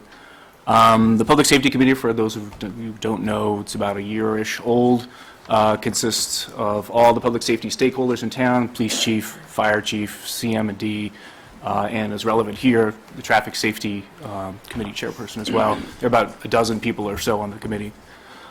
I wasn't going to say anything necessarily, but I've heard sort of the words or concerns about public safety brought up tonight, and I don't want anyone to have the impression that this test closure wasn't given consideration from a public safety perspective. In fact, very much the opposite. I won't speak to the deliberations in the Traffic Safety Committee or for the chief, who you'll hear from, I guess, shortly, but I can represent to you that this test closure was presented to the Public Safety Committee back in September, if I recall. There was opportunity to comment, propose changes, both the fact of the closure and its implementation, reflect the input ongoing as necessary of all the town's public safety stakeholders. To the extent that there are concerns that residents have that they want to bring to the Public Safety Committee, anyone is welcome to that meeting, just like this one, it's a public meeting. We meet approximately once a month. Or if there are other concerns that you want to address, more particularly to any of the public safety leaders in town, whether it's an issue about fire or police or whatever, you can bring it to them as well, or you can bring it to me. I live on Farm Road at 58. You can look up my phone number in the phone book, and I'd be happy to speak with you. But I don't want anybody to have the impression that public safety was not given consideration and paramount importance in this test proposal. Thank you. Anybody else? Yep, come on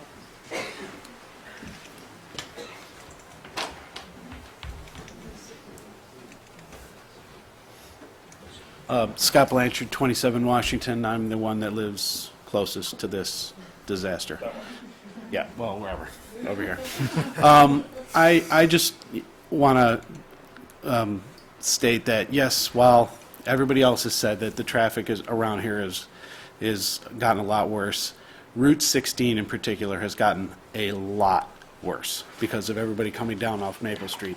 I sat in my driveway for almost 15 minutes to take my kids to school because I couldn't get out, because traffic is so interrupted now that before, when traffic was backed up, you could get out and squeeze out into the one lane and then go.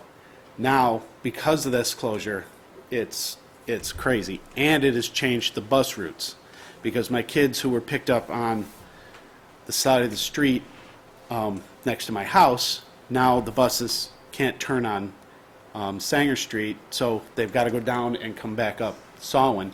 So now my kids have to cross Route 16 to get on the bus. And, I know people cross South Main and stuff like that, but I've seen 3 or 4 instances of cars not stopping for the buses. Okay, there's 2 houses in this triangle. I work in Providence, my wife works in Westwood, and my kids go to the middle school and the high school. 80% of the time we're leaving the house, we are going in that direction. Now we have to back out of our driveway across traffic, and I have a recently licensed 16-year-old son that has to do this to get onto Washington Street to come up Sawin. And I know I'm just one person, but that's that is a very bad safety issue. Now, we have to put our cars in the driveway backwards so we can pull straight out on, because we can't get out onto Washington. So can I ask my question about what would you like us to do? I would like that road opened Thank you. tonight. Ask the second question. Sure. The closure. It's going to affect you more than anyone else in town. Uh-huh. I mean, the construction. Well, I mean, yes, because, you know. You're going to look at those construction vehicles. Yeah, I understand that, but, and like everybody has said, you know, if they've decided that the library construction has to have that road closed, then, you know, that's okay because they're building the library.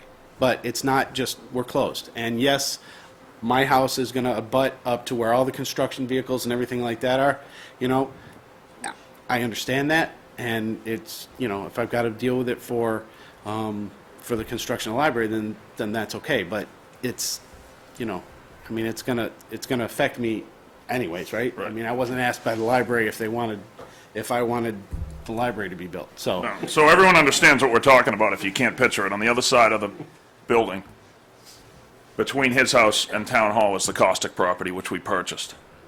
Last year, and this is in my document, at town meeting, we appropriated $10,000 for an engineer to study, which I suspect we're going to move to do tonight, how the town can accommodate the construction.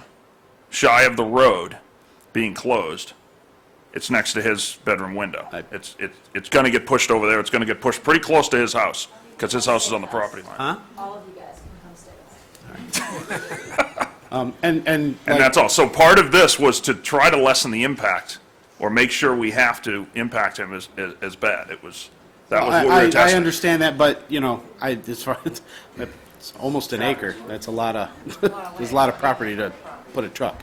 So, and that's what I have to say. Thank you. Thanks. Brad, you had something to say? Brad Van Brunt, Chair of Traffic Safety, and I wasn't supposed to be here tonight. My meeting got out early, so I was able to... Lucky you. Yeah. So I arrived at about 7:30, I think. So I missed much of what you all had to say, but I sure got the point. It's been a real problem for a lot of you. And to echo Arthur's comments about the vetting process, there was a lot of vetting that went on in discussing whether or not to close the road. What I think what there wasn't was a lot of outreach.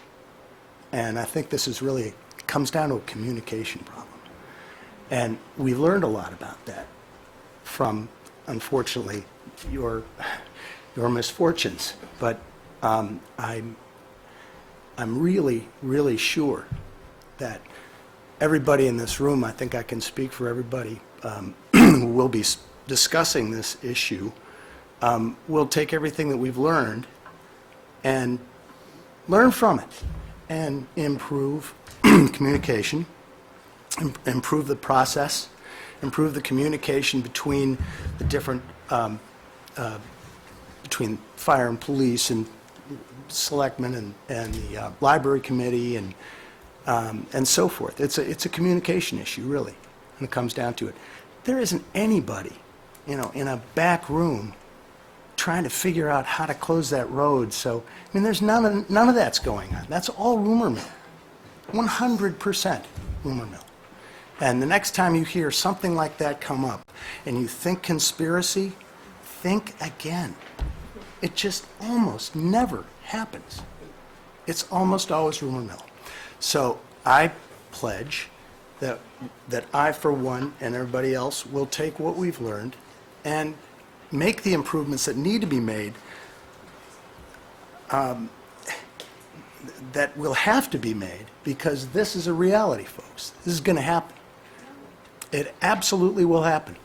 The library is going to get built. Yes, but you don't necessarily have to close the road. The library will be built, and there will be effects from that process. And we've learned a lot about what some of those effects will be as it applies to the traffic flow in town. And we're going to be able to address many of them. The one that sticks out to me is this one right down here at the corner of Samhain and Route 16. I mean, that's definitely going to need some talk time. In any case, we're going to learn from this, and we'll be better communicators in the future. Brad, can I ask you a question? Brad? Sorry. Can I ask you a question? Ventriloquist. I guess this is a question for you and Arthur and Sean together. If later on tonight, I or another selectman make a motion to open the road, do you think you have enough data so far? Are you? No. Is there a reason to keep the road closed? That's a different question. But no, there's not enough data now, and there's not enough data because we don't have the money to spend $25,000 on somebody to come out and make it their full-time job to study this thing and take counts and have meters all over the place. We just don't have it. But that said, we're just going to have to do the best we can with what we have. The chief and some of his staff have been carving out what time they can to collect data, and they have collected some, and we're going to make the best use of that data we can. Can we hear that data? We'll hear from the chief. What have we learned? Yeah, we're going to hear from the chief. Well, yeah, hot seat? Hot seat? Yeah.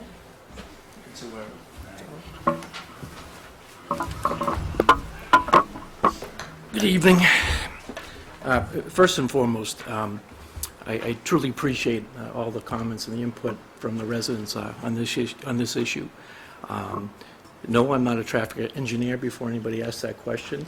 The police department was tasked with collecting some soft information, simply traffic counts on Sherborn Street and Sanger Street, and trying to figure out what would happen more so on Sherborn Street than any of the ancillary roads if we were to shut Sanger Street down. And I feel obligated to share some of the information that we have collected with the Sherborn Street residents that participated in the traffic safety meetings and public safety meetings. So very, very soft numbers.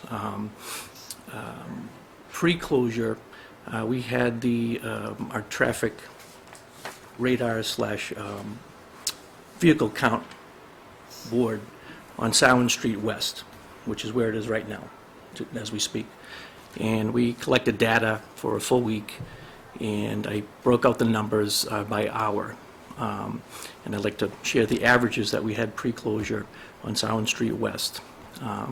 So from 5 o'clock in the morning until 6 o'clock in the morning, over those 7 days, we had an average of 52 cars traveling down Sherborn Street West, which is toward Washington Street. Between the hours of 6 a.m. and 7 a.m., we had an average of 95 cars traveling Sherborn Street. Between 7 o'clock and 8 a.m., we had an average of 101 cars. Between 8 a.m. and 9 a.m., we had 69 cars. Post-closure, we've had the traffic count board at the bottom of Sherborn Street.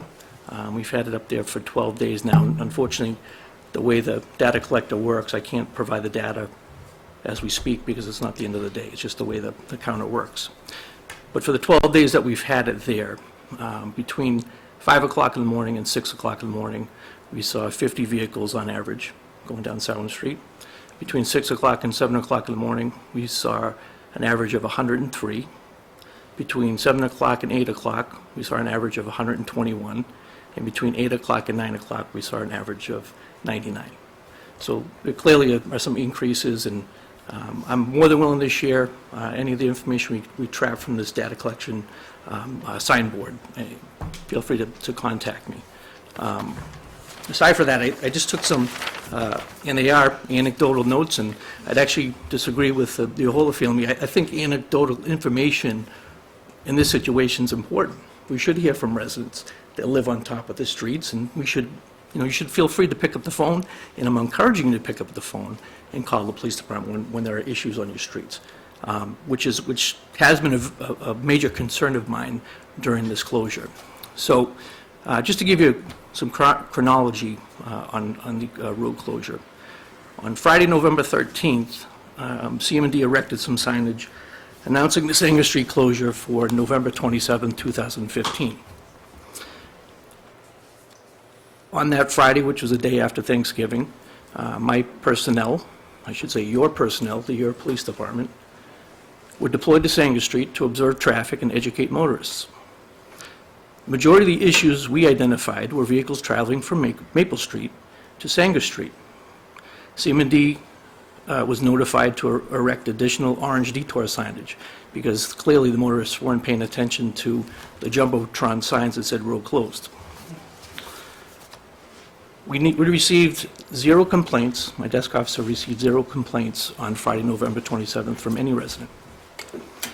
On Saturday, November 28th, 2015, again, police personnel were deployed to Sanger Street to observe traffic and educate motorists. Officers reported very few issues. We did educate a resident who was traveling from Sowin Street to Sanger Street, who decided to drive around the barricades and drive over the library grass. We did not receive any complaints that day about the closing. On Sunday, November 29, 2015, again, police personnel were deployed. This time, we focused on Sanger Street by the church parking lots because we were concerned about how people would react to the road closure, and we certainly wanted to assist the churchgoers as best we could. Officers reported very few issues. We, again, received no complaints. Desk officer received no complaints. On Monday, November 30th, police personnel were directed to observe traffic on Washington Street, South Main Street, and the ancillary roadways to identify any safety issues. Minor issues reported were to include motorists disregarding signage at Washington Street and Sanger Street, and some minor increases in traffic volume. One walk-in complaint was received by the desk officer from a resident who shared that their daughter was not notified by the school that Sanger Street had been closed. On Tuesday, December 1st, 2015, police personnel again were directed to observe traffic on Washington Street, South Main Street, and the ancillary roadways to identify any safety issues. Again, minor issues that were reported included motorists disregarding signage at Washington Street and Sanger Street, and some minor increases in traffic volume. No complaints were received by the desk officer.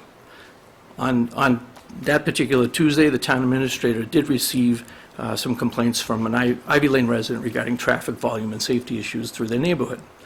I spoke directly with the resident who shared some concerning complaints specific to Ivy Lane. Again, we didn't receive any complaints. The police department received no complaints from residents. This was coming from the town administrator through communications to the Board of Selectmen. On Wednesday, December 2nd, 2015, police personnel again were directed to observe traffic on Washington Street, South Main Street, and the ancillary roadways to identify any safety issues. No issues were reported. I conducted soft data collection on Lampolita Lane beginning at approximately 5:15 in the morning through 9 o'clock in the morning. I completed a report of my observations. No safety-related issues were observed. The Public Safety Committee met at 12 o'clock that afternoon. The Pine Hill School principal, Dr. Brown, attended and reported no issues and no late buses. The town administrator reported later in the afternoon to me that he met with 2 residents who reported late buses at Pine Hill and safety issues on Ivy Lane. The town administrator forwarded emails to me from a resident advising that traffic on South Main Street had backed up to the Goulding Street intersection. That is true. A freight train crossed North Main Street between 7:34 in the morning and through 7:40 in the morning. Traffic stopped and did back almost to the Goulding Street intersection immediately after the freight train crossed North Main Street. I personally stopped a Tresca concrete truck making an illegal U-turn from Washington Street onto South Main Street and advised the operator. The town administrator contacted me in the evening and requested that I deploy an officer to assist with South Main Street traffic. On Thursday, December 3rd, police personnel were directed to continue observing traffic. Minor traffic volume increase reported. Officers placed at the Washington Street and South Main Street intersection, what is referred to as the split, to assist relieving the traffic queue from South Main Street. The Board of Selectmen Chair, Mr. Giamo, actually rode with me in my police vehicle, and we went through pretty much all the neighborhoods. We went down Washington Street, South Main Street, we went down Ivy Lane, we went up to the school. Can I ask you a quick, you said you were directing traffic at the split? The officers were during the test? Yes. The town administrator advised that Sherborn Fire Rescue staff had shared some concerns specific to the barricades on Sanger Street. The barricades were adjusted to accommodate fire apparatus. The officers were then deployed to Sanger Street to observe the change in the barricade placement. Minor issues were reported, including, I sat up there for about an hour, and somebody had driven through the center of the barricades, and we had a discussion about that. We received one phone complaint. The desk officer received one phone complaint from a South Main Street resident. On Friday, December 4th, police personnel were directed to continue observing traffic. Officers deployed to the split from approximately 7 o'clock in the morning to 9 o'clock in the morning to relieve South Main Street traffic. Traffic volume observed was typical on South Main Street and Washington Street. One phone complaint received from an Ivy Lane resident about traffic volume on Ivy Lane. On Saturday, December 5th, the town administrator directed Sanger Street to be temporarily open to accommodate the Friends of the Council on Aging event. A minor motor vehicle accident was investigated by one of my sergeants at Washington Street and Sanger Street. And to Susan Tyler's point, we all know, having sat on traffic safety for, I think I'm in my 10th year, that's a dangerous intersection.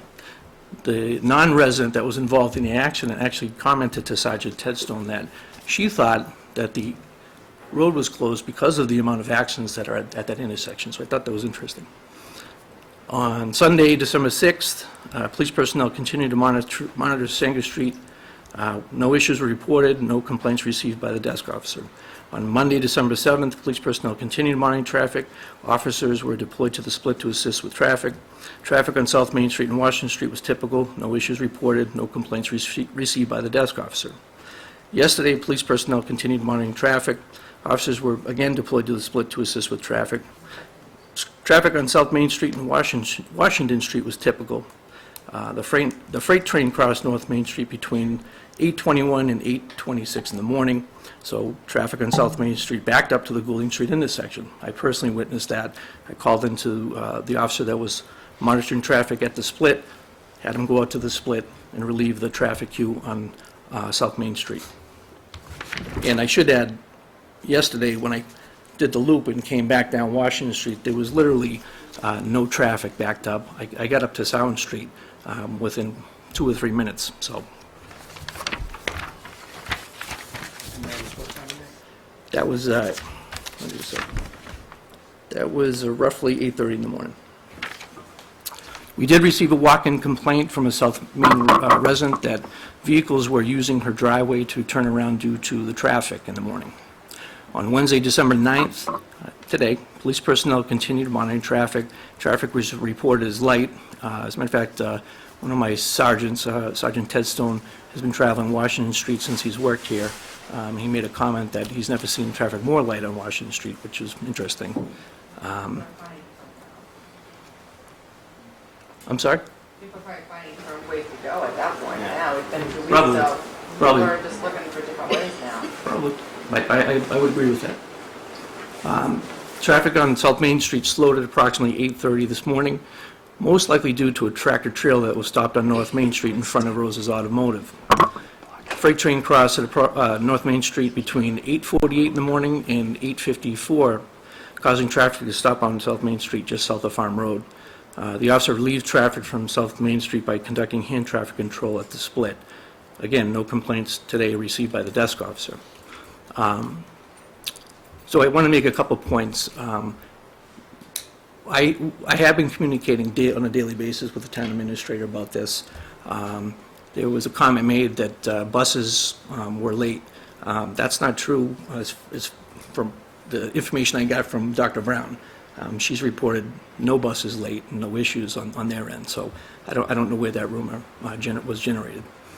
And if I can make some other comments? So, most of you are aware, maybe not most of you, some of you are aware that I did live in town here for many years before I became the chief. So I was also subjected to the traffic coming off Farm Road onto 27, okay? And the reason I bring that to the group's attention is When I became chief, I decided that I was going to save Sherborn from itself.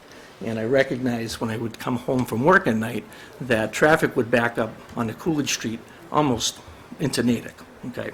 So I had this wonderful idea. I'll tell you what, I'm going to put my officers out at the split, throw their traffic vests on, throw the police lights on, and try to pull the traffic through and relieve traffic for residents. Big mistake. It took about 3 days. I learned very quickly that people are conditioned to drive a certain way, and they're conditioned to pay attention to certain things. And we probably received in that 3-day period, I don't know, 100 complaints from, not residents, people from out of town, saying that we were messing up the traffic, and frankly, we were. Because what was happening is people were pulling up to the officer and panicking. They're not used to seeing the officer there. We call it rubbernecking in my profession. People want to look around and see, is there a dead body on the ground, or, you know, are they arresting somebody, or maybe beating somebody? So I do listen to and pay attention to residents and their complaints, and we make every effort with the resources that we have available in this community, on this police department, to do the best we can. We have very limited resources, personnel resources, very limited resources for equipment. I love all the energy in this room. I made a comment, I'm sorry, I forget your name already. Okay. I'm sorry? Lynn. Lynn mentioned that is she a data girl, is that what you said? Data girl. We have an opening on traffic safety. No. We'd love to see you come on, help out. That's what you're here for.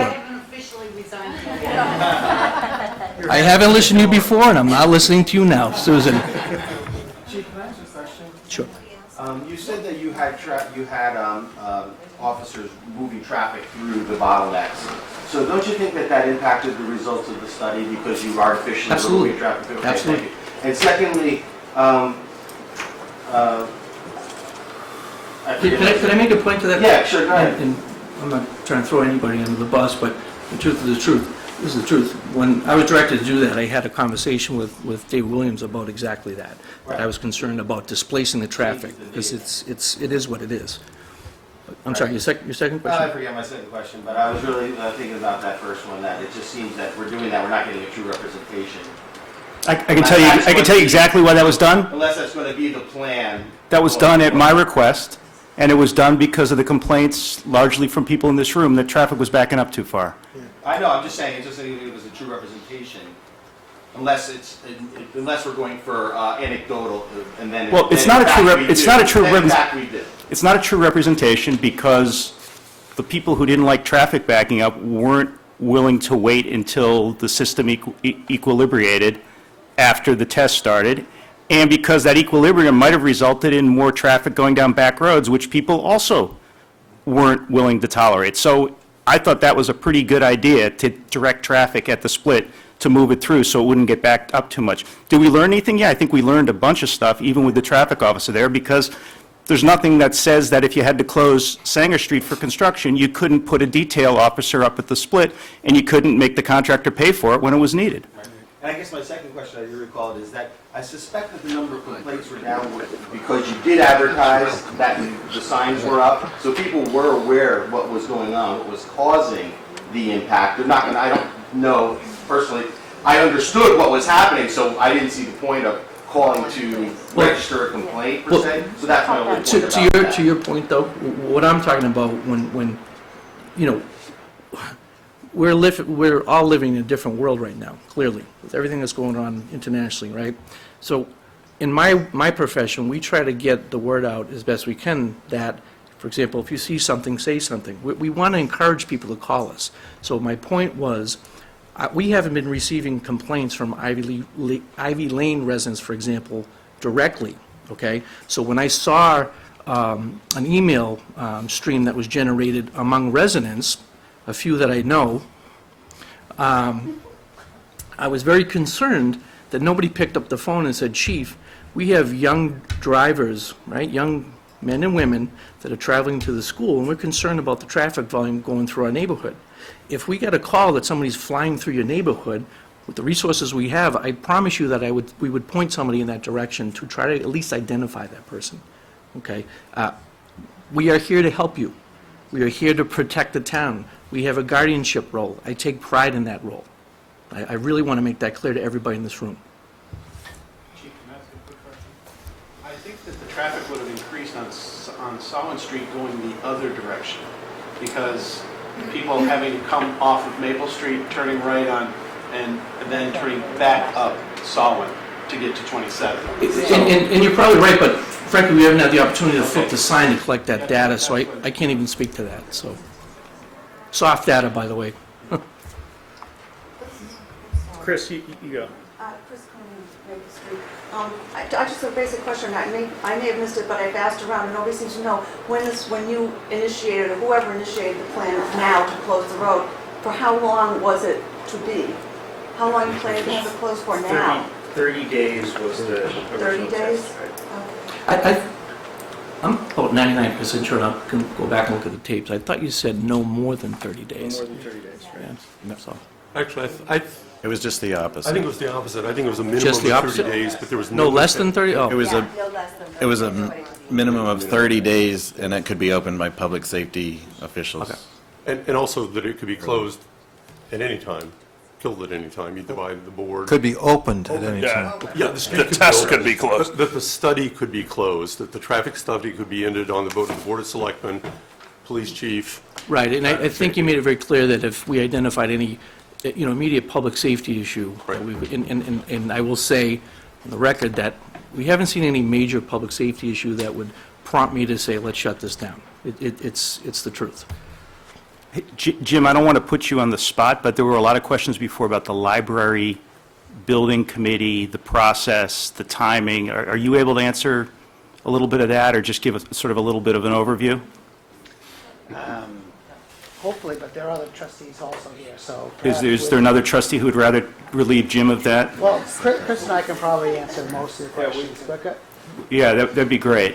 So what's the specific question? Well, the specific questions, I think, revolved around what's the intended timing of the construction, what's the intended timing and scope of the bid process, how will the construction specs be determined, in other words, what are your arrangements with engineers and so forth. Okay, so And I think there was also a pretty strong suggestion that the specs be very careful about road closure, err on the side of either not closing or minimizing road closure.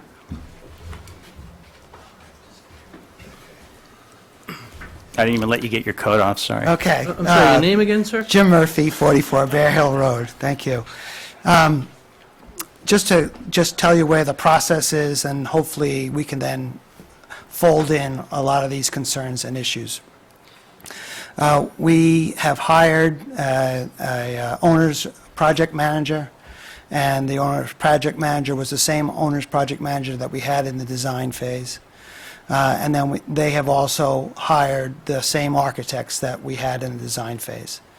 Who'd you hire as the project manager? It's Design Techniques Incorporated, DTI. Thanks. And it's Beacon Associates are the architects.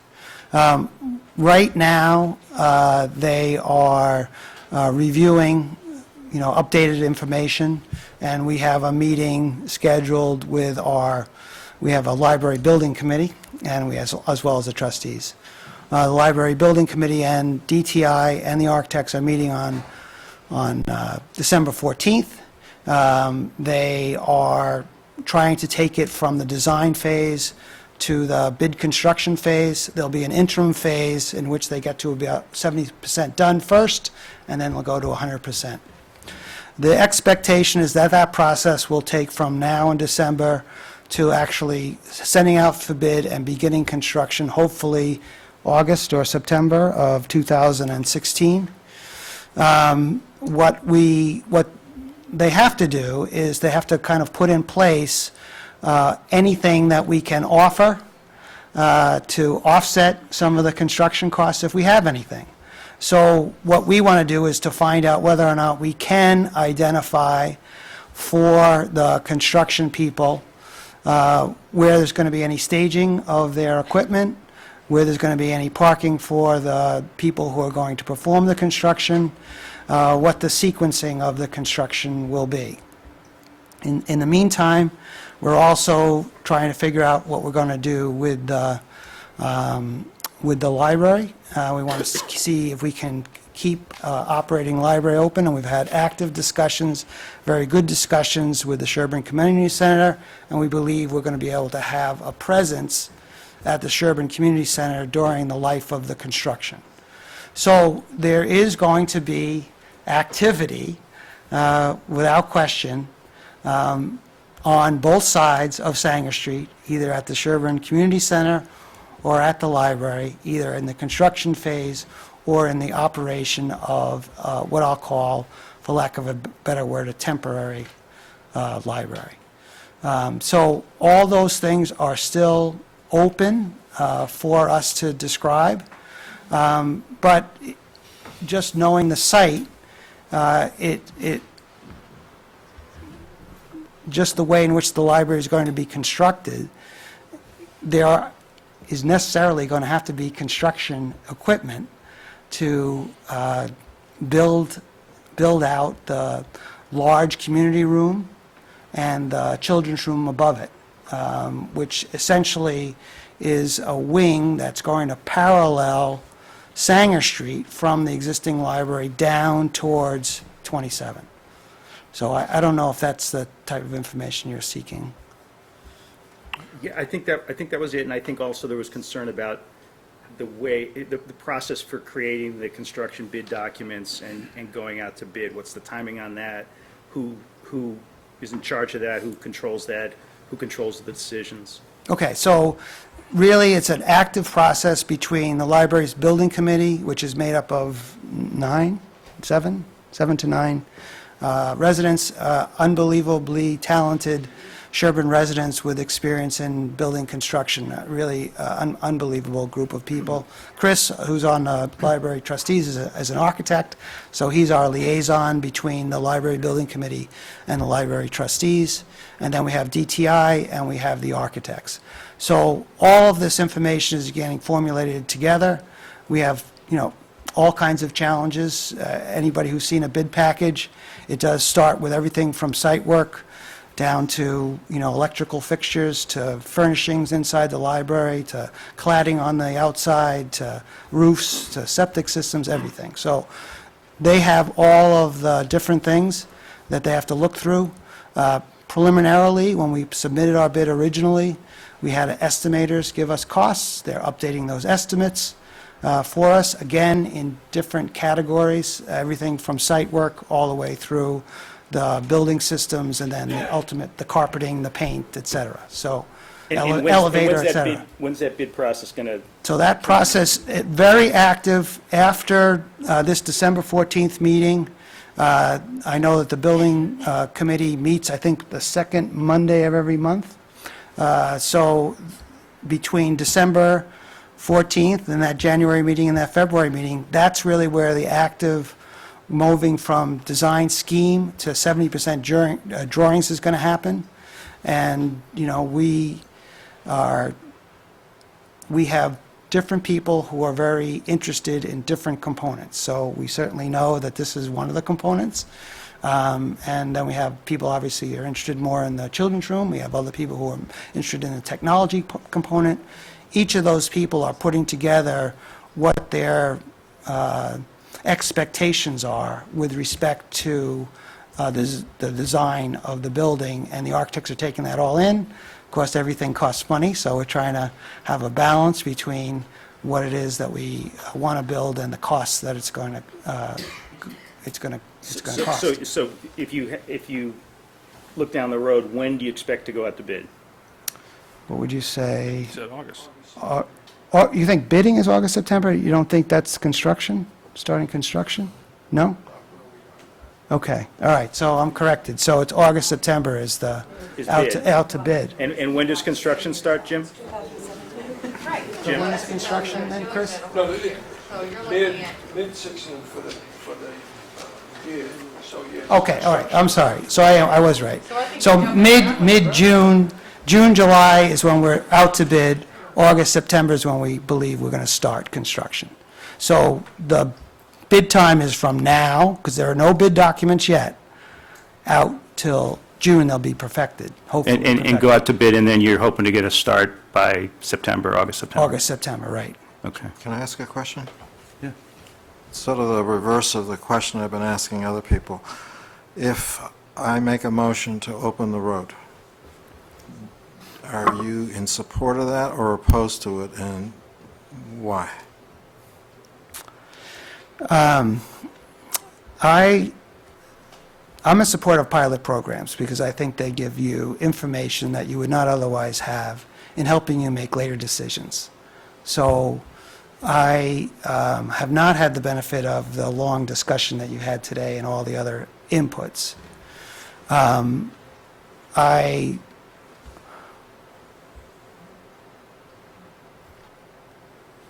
It really hasn't affected me, so if there has been sufficient data picked up, then you can probably open it. If in fact there hasn't been sufficient data picked up, then I would continue it. So I know that's kind of sitting on the fence a little, but from the library's point of view, actual pilot testing is going to be beneficial for us, both in the construction phase and in a long-term phase. Because if you think about it, we do have some staging issues in connection with the construction that we'll have to deal with. And then if you think about it later with the other interrelationship between the library and the town campus. Right now, Town campus. the I don't know that we had a town campus. the town, this campus that we're on, that's the parking police, lot.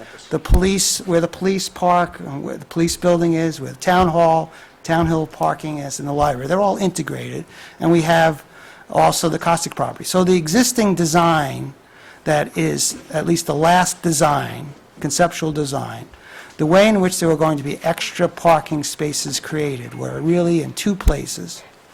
One, there was going to be a slight cut-in of the lawn right here between Town Hall and the library, and angled parking that was going to pick up some number of parking spaces.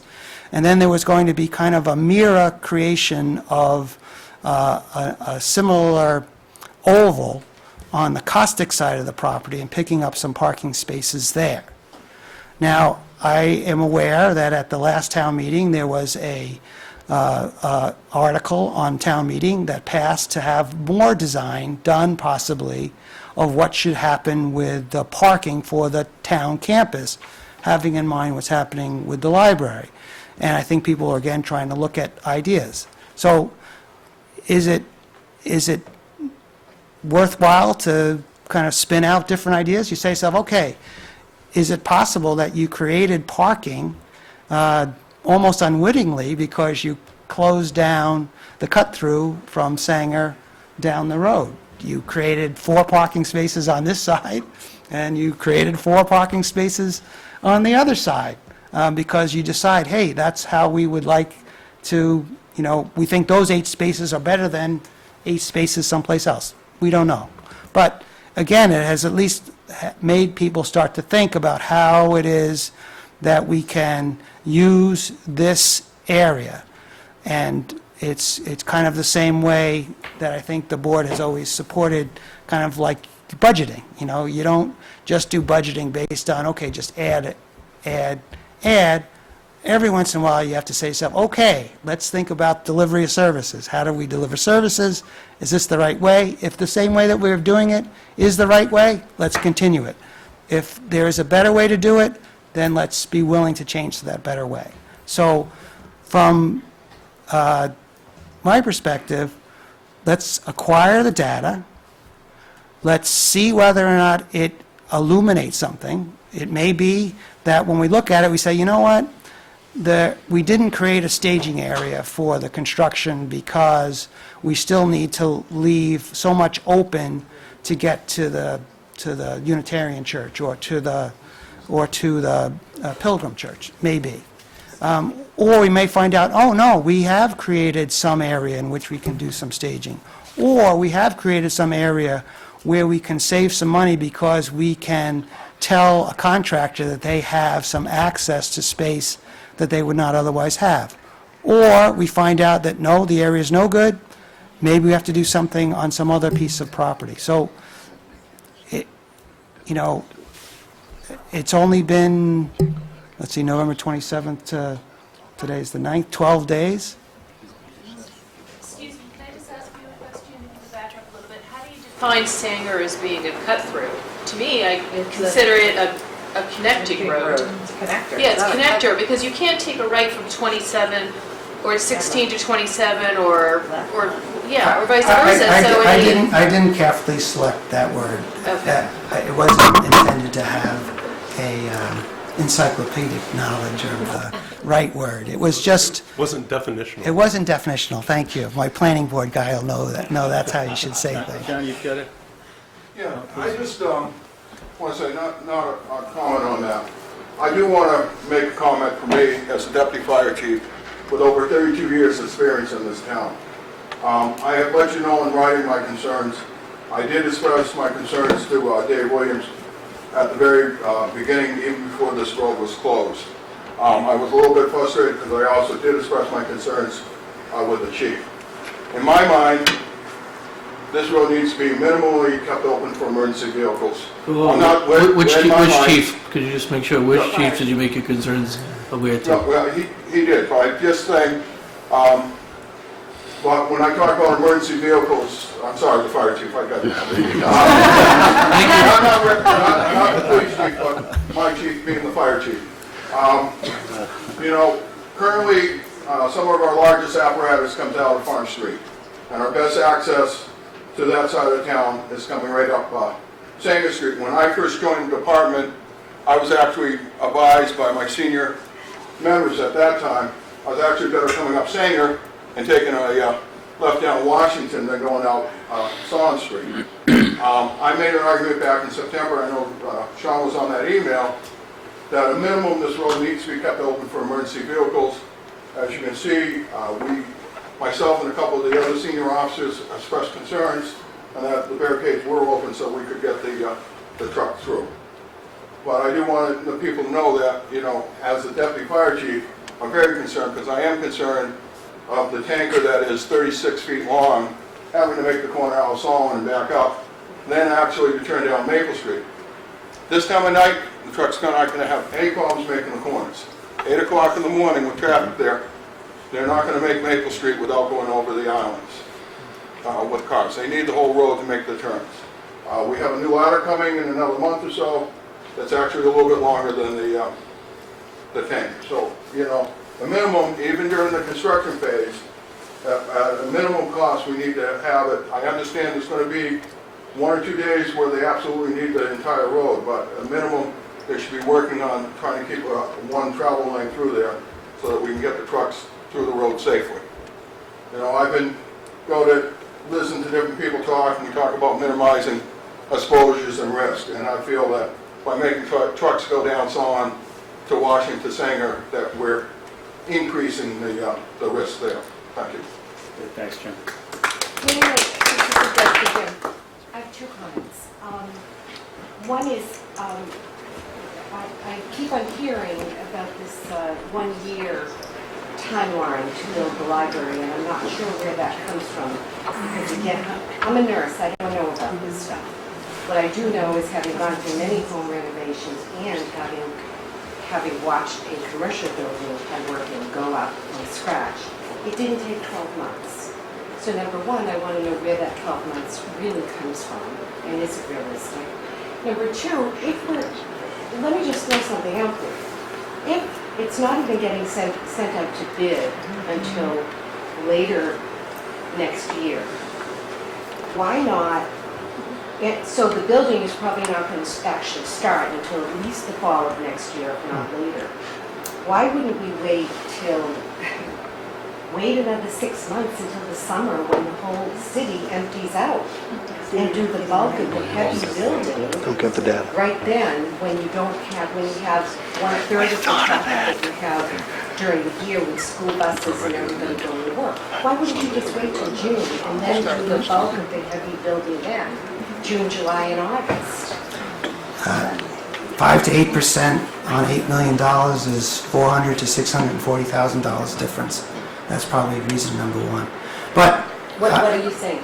They charge you more to do it. It would charge you more. You would charge you more to wait even longer there's escalations in whatever your construction costs are. We're working very diligently to control whatever those are. If you just wait, you're going to add those additional costs. But I'll just tell you, I'll just back up for 1 second. I'll just back up for 1 second on the issue that you've raised. From the library's perspective, if the town tells us, tell your contractors, the road will be open except in limited circumstances, we'll tell our contractors that. If the town tells us the road will be closed and you can tell your contractors they can use it as a staging area, we'll tell our contractors that. But from our perspective, tell us what it is that you would like us to include in our construction documents. We will include it in our construction documents. We will get bids accordingly. We are not presuming in any way to try to tell the town what it should do, but we are interested very much in seeing what the alternatives are to this what was the word that you used, different from mine? Connection between 27 and 16. And to see whether or not that gives us opportunity. If it gives us opportunity and it is in the best interest of the town, we want to take advantage of the opportunity. If after reflection, it may have had the promise of opportunity and it doesn't have that promise, well, then fine, we'll tell our contractors, only in those limited situations are you going to have that road closed. We'll contact the chief, we'll say, Chief, we need a detail on such and such a day because of this type of work, and his men will be very happy to take it. Jim? Go ahead, I'm sorry. I'm sorry, Chief, go ahead. No. Quick question. I'm assuming you've not done this estimate, but maybe DTI has. Any estimates of the additional cost of no access or limited access from failing to close Sanger Street during construction? Do you have any, ballpark estimates on the additional cost to the building project or the town? I think the only thing that they probably assumed, and this is just a probably, because we do not have that kind of detail. It's always a much more global estimate in the early phase. I think what they probably did is think that there will be periodic times when the road will have to be closed, in which there will be the cost of providing detail to accomplish that aim. And that's it. Chief, what's that cost per day? Sorry. Their rate, it's roughly $320 a day, roughly somewhere around there. For one detail? Correct. What would it cost to shut Sanger Street down on a daily basis? Would one detail do it? No. Two? Probably. Yeah, I'm not prepared to discuss, what we're going to need at this point. So we're kind of in the middle of the library discussion. I want to bring it up to the board also to have people up here comment. Is there some new information that somebody needs to get out? Just a real quick question. We're still talking about the traffic and basically the counts, and you want the traffic study to stay open because you want to get the true count. Since you're only counting the Songwood Street, so we're going back to my point where I live on Snow Street. So is there any other equipment, like I know I've gone to other towns and they have those little ropes in the road that you drive over, is that not a counter? Why can't you put things like that throughout the town to get the true count? Like get something on Snow Street, get something over on Orchard to see, is the traffic really getting hugely impacted, or am I just being crazy? I don't think I am, but it's just, you're crazy, saying Becky. that it's not kind of well. Can I respond to that? Yeah, this is why I brought you in. Let me respond to that real quick. Understand, but this is what, if you're trying to get the true count of the traffic, which he'd like to keep open, and you're saying there's no increase, and they're not seeing that huge numbers, well, because like I said, people have started to find new ways to go. Well, clearly. I think that's what you need to find out. Go ahead. I know you're saying I'll that defer to costs this one. money, but, do we not have any of that type of equipment? Can you not borrow it from another town? Let me respond to that Is real that quick. not possible? Because I have just 2 points to make. One, the data we haven't seen, which is why we were asking for a month, is not what our reaction is yet. because we all have some theories on what will happen, it is actually what the residents from Millis, Medfield, Walpole, and maybe even further will do on that side of town. We don't know. We can all predict. I think some that have to go Speen Street are stuck going through town. I think some that go to Wellesley should have found a different way, and they might have. We're not going to find that out with this test, because before Paul makes that motion, I'm going to make the motion to shut the thing down tonight. We'll find out if, in fact, we ever close it for construction. We'll see what the result is. I would have loved to have, we actually floated that idea the other day. It would have been nice to get a count at the lights, total volume through town every day, and see if a month later we actually affected that, because then we could have shown, listen, overall, somehow, 1,000 cars a day just found a different way. I don't know where they went, but they went somewhere else. We didn't do that, and frankly, the collective group here can't stomach that, so we're not I gonna. had a school bus coming down Snow Street, or coming up Snow Street at, like, was it 6, but right before I came in here, like at 5:30. I never see a bus coming up Snow Street, period, at 5:30 at night. I mean, and it came flying up the street. It wasn't one of ours, it was some other towns coming, and it came up Snow Street. I have no idea why it was that. Right, exactly. So, I mean, that's something that, was that a bus going from Natick or Wellesley that's like, oh, I remember that, or something, and it came up my street? He was probably wishing he wasn't there. Probably, because, you know, I had my now permanent driver driving the car. Not a good idea. So to your point, it would be interesting to collect all that data. The problem is it's a moving target. Traffic in Sherborn changes a lot in the fall.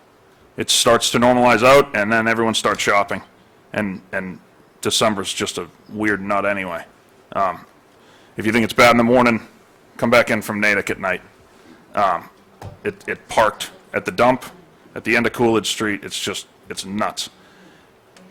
Clearly, this group doesn't want to find out what happened with Snow Street right now.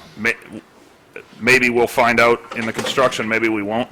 All right, We're done with the data. Yeah, I think, and we've also probably exhausted this discussion. I want to bring it back up to the board and just let people, and Sean, you've Well, can I had ask the plenty to chief say, a but question? can we maybe each say our piece and then try to get this resolved? Could I ask the chief? You get another question? Well, just basically the same question. If Sean or I make a motion to open the road, do you oppose that, and if so, why? I work for the community, Paul. I work for the board, I work for the residents, the taxpayers. I was tasked with go do some certain data collection and, figure out how the roads are being impacted, and that's what we've been trying to do. I don't have an opinion on it. We have to deal with the traffic and non-traffic either way.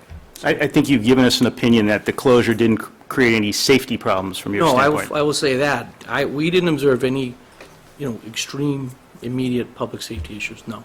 Okay. Can I make a follow-up question? Well, just I want to see, can we make use of what we've learned for the last 12 days? Have we learned something, and can we use that for, I guess that's a question for Sean. And that leads to my follow-up question. And my question to him is, if we close it tonight, what should we watch over the next week or two? Because one thing I think we can all agree is the train going through at 8:35 is, A, weird, and B, it really screws the data up. Well, I think you also have to wait for the construction. Well, we don't know when that's going to happen. They communicate. Let's try to keep some order on this. We don't got a lot of communicate with people, us we're all. trying to keep things, That's going to change. I'll go back to 7 o'clock when it comes back in the morning. Right, but what we do know is if he watches it over the next week, if Sanger's open, and the train comes through at 8:35, I'd put money on it's going to back up well past Carahola's house. Yeah. Just, if it's at 8:35. so, Mark, do you have anything? I think we should probably wrap this up. I'm in favor of opening the road. I give Sean a lot of credit for bringing this issue up and for posing the experiment. I think we have learned a lot from it. And, I read the chief's observations, I read your observations, I made my own observations. And I was happy you stopped for the stop sign on Lamplighter, Mr. Brand. Yeah, I know you guys are sticklers for that. But I think my takeaway is that if we need to close the road for a couple days, we can close the road. it's going to cause disruption. I don't think the people here aren't willing to put up with that for the most part. And I think we can do some things to ameliorate it by putting officers in different places to flow the traffic through. So that's one learning. I think the other learning is obviously around the area of communications, in terms of what could we have done differently to inform people. I think, it probably wasn't clear the length of time. The sign said it was going to be closed on the 27th, but it didn't say, was it going to be closed for the day or for the week, for the month? So that could have been done better, I think. I'm not a big fan of using the robocall thing for non-emergencies, but I think it's something we should at least entertain, talk about, whether or not that's something we want to do. And I just, I think that we've learned a lot. I just don't think that what we're going to learn if we do this for another 2 weeks is really worth, the obvious aggravation that we've caused ourselves. Yeah, I'll echo what Mark said. I think we have learned something. I think we could learn more, but most of my clients are high-tech clients, and you learn things from studies. You learn things from studies that work, things that don't work. I would disagree, Mark, I think the robocall, I think the communication was a problem, and I think something like this would be useful to use the robocall. We did learn things, though. I think that a number of people, I think we'd underestimated the number of cars that were using Sanger to cut up during the morning rush hour off of Route 27 to 16. I think we learned that the police detail at the split is more efficient than what we see normally at rush hour, and there's a cost associated with that, but I think we have learned things, but I also support opening up Sanger Street. Paul, you got something to say? Yeah, I see my role as representing the people of the town, and the seat that I occupy isn't my seat, it's your seat. And I hear loud and clear that this is not a successful venture. I hope we've learned from it. I think there are a lot of things that I've heard tonight that we have learned from it, and a lot of good ideas. But I feel like I have to carry out what I see as a very clear message from the residents of the town. They do not want to see this road closed. It has too many adverse impacts on a wide range of people. It's not one neighborhood in particular that we could try to fix. It goes from Snow Street all the way over to Scott's house. It affects Washington Street, South Main Street. It's too big an impact for too little return. And for all those reasons, I'm going to either make the motion or second the motion. I guess if Sean is going to make the motion, I would defer to Sean to make the motion, but if you would allow me to second it, then that would be a great privilege to do so. I will vote to open the road.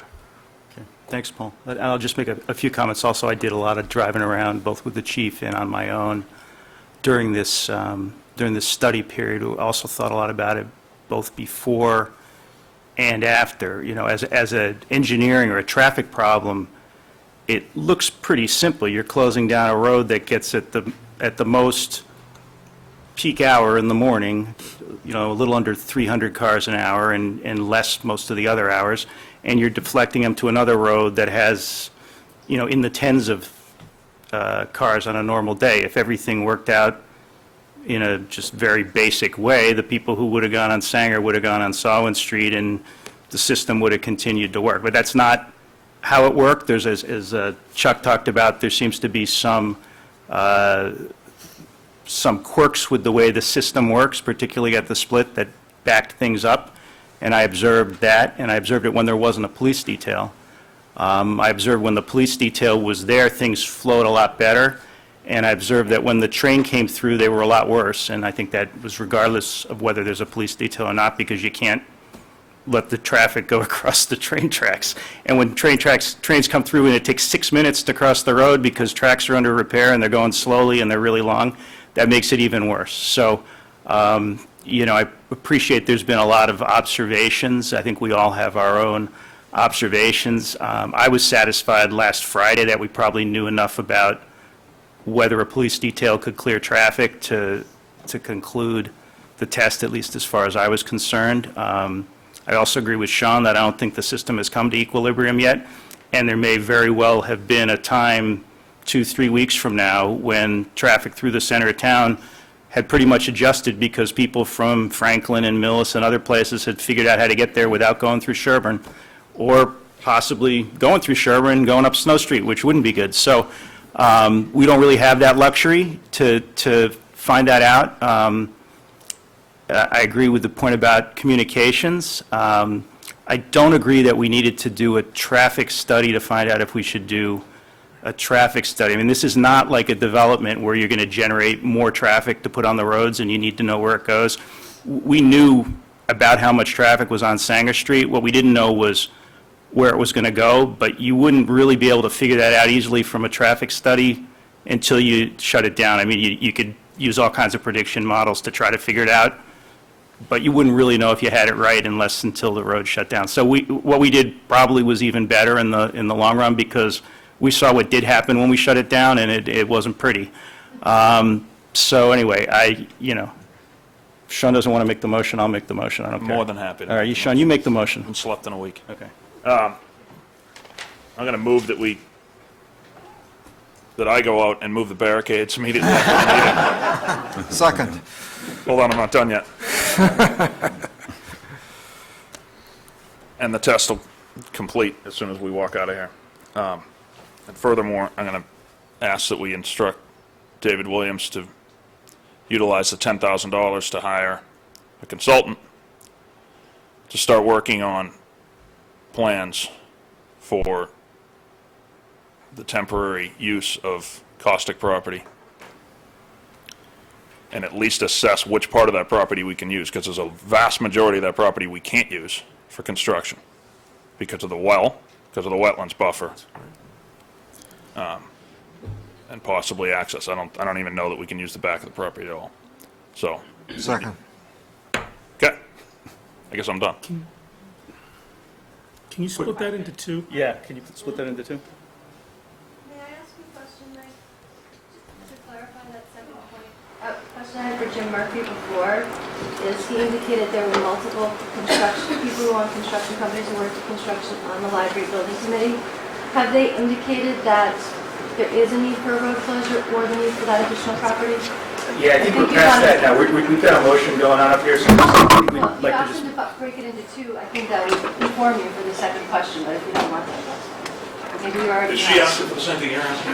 No, she's trying to say? No, I think what she's saying is they're building people on the committee so they could figure it out. I don't No, know. I'm saying, did they already ask for that? Did they Has this been tell requested? you, did they tell you they needed either a road closure or the use of that property in order for the construction to be done? Well, the town voted on it at town meeting last year.